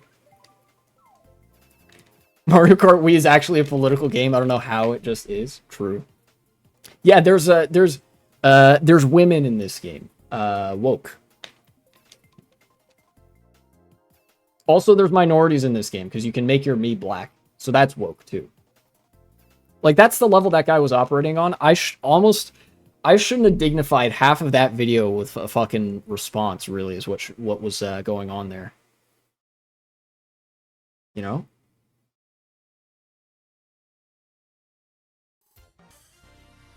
What movies was he talking about?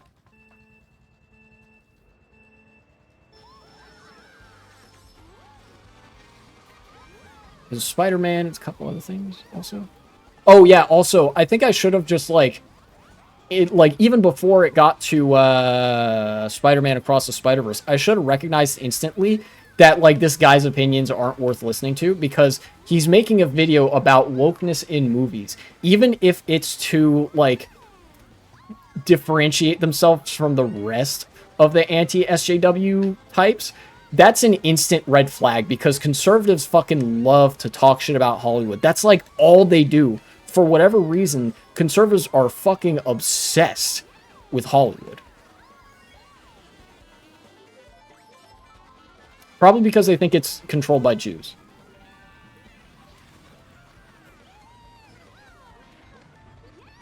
I meant to throw that forward, not backwards.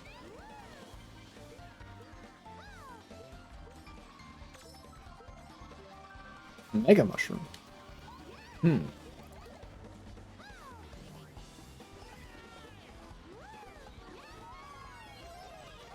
Damn it. Didn't get a box. Unfortunate.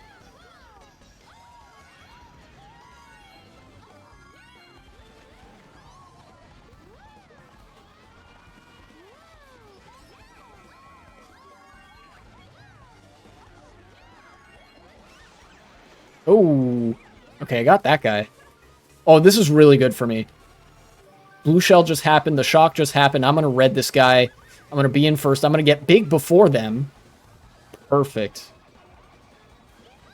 And this guy's going to take first. That's fine. Oh, he's on the sneakster? What a homie.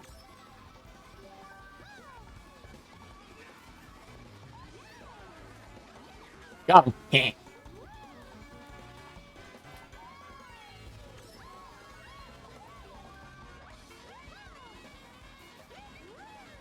I'm going to be a tyrant with this red shell. That's what I'm going to do. No! Somebody pass me.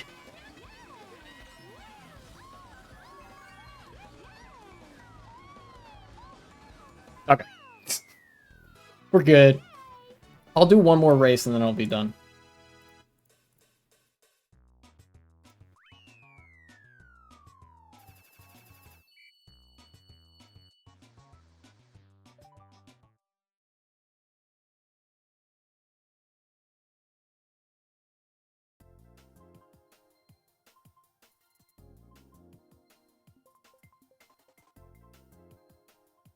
Let's see.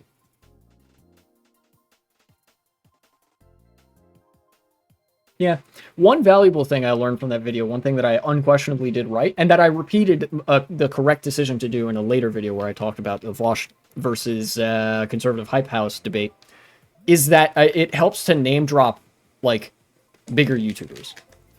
That's why I said I was gonna do the Destiny versus Dennis Prager debate, is because I think I have commentary on politics to offer that's really good, analysis that's really good, and doing that in the context of two more well-known public figures tends to draw eyeballs. Same with Aiden Ross and Donald Trump. As stupid as that is, and as many brain cells as that is likely to cost me, that's content. You know? And of course, the reason I ultimately decided to do those and not something else is because I think there is actually something of value to be gleaned in terms of political analysis from just probably in Aiden Ross's case, how dumb conservatives are, and from Dennis Prager's case, how weird conservatives are, right? Because I could make the strongest possible argument that I could make in terms of evidence, evidentiary arguments is that the scientific data that we have, the research that we have on conservatives indicates that conservatives are more likely to be dumb And dumb people are more likely to be conservative and have conservative beliefs. Conservatism is an inherently less intelligent ideology because it is based not on the thoughts that you would have in your brain, not on logical thought processes, but on more instinctual feelings and gut reactions. It is a literally reactionary ideology.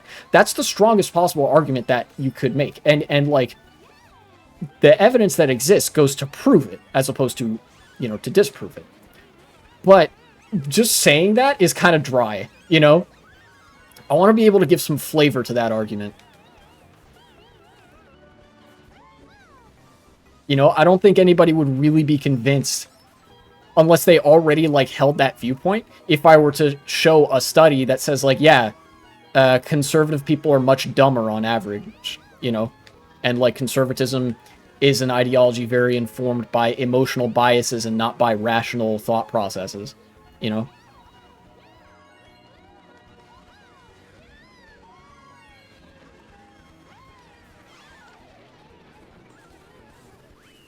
think I got second.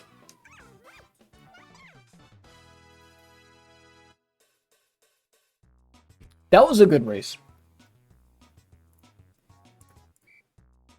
Oh, dude, I didn't get to talk about Elon Musk. You know what? I'll do this at the end. This isn't going to be a segment, but I wanted to mention some shit that Elon Musk has been getting up to on Twitter. Ever since the RNC, Elon Musk has been more openly and more flagrantly acting just as the campaigning wing, as the, like, social media wing of the Trump campaign and of the Republican Party. We all know that since Elon took over Twitter, there has been very blatant special treatment shown to right-wingers, people being unbanned personally by Elon after posting child sexual abuse material, after posting Nazi propaganda and conspiracy theories and all that sort of shit, right? But now this is actually extended directly to the political campaign, where it's not just supposedly random people anymore, right? Elon Musk is throttling links. Elon got rid of 75% of the Twitter TOS, if I remember correctly. Something like that. Yeah, he got rid of a large portion of it. And now whatever's left is almost exclusively enforced on behalf of the right against the left, disingenuously or otherwise, whether or not it actually aligns with the text.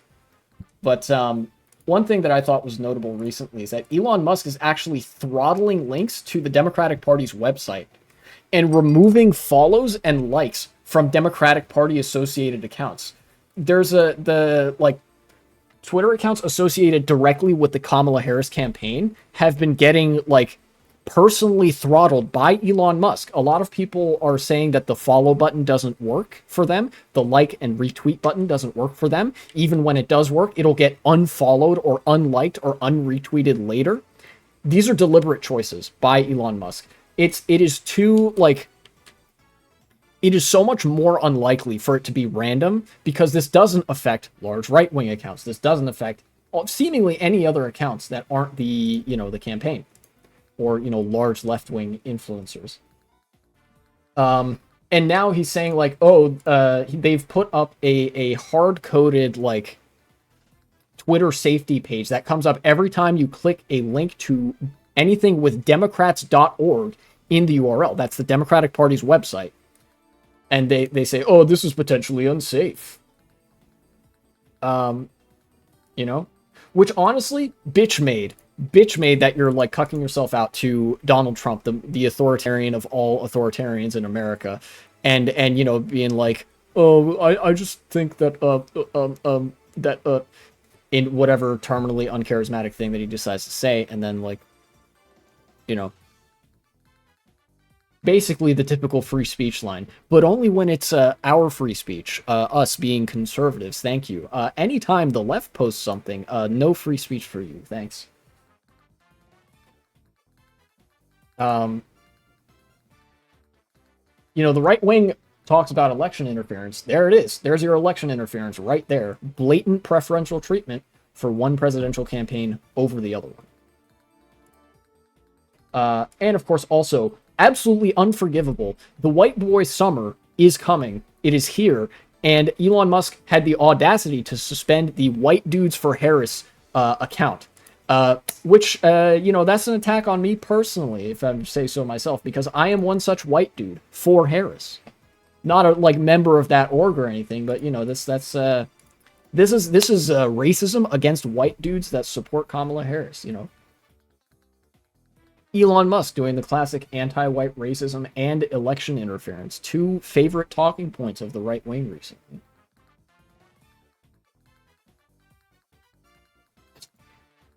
Anywho.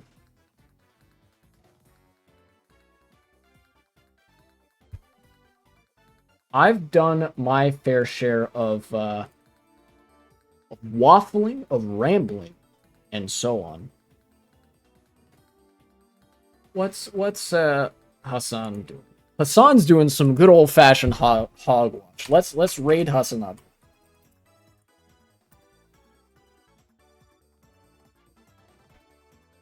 Life in 2024 is a crazy time to reconnect with nature and never turn back. Hey, if you want to do that, by all means, you know, maybe the internet was a mistake. Anyways, I'll see you guys next time. Next time being likely Saturday.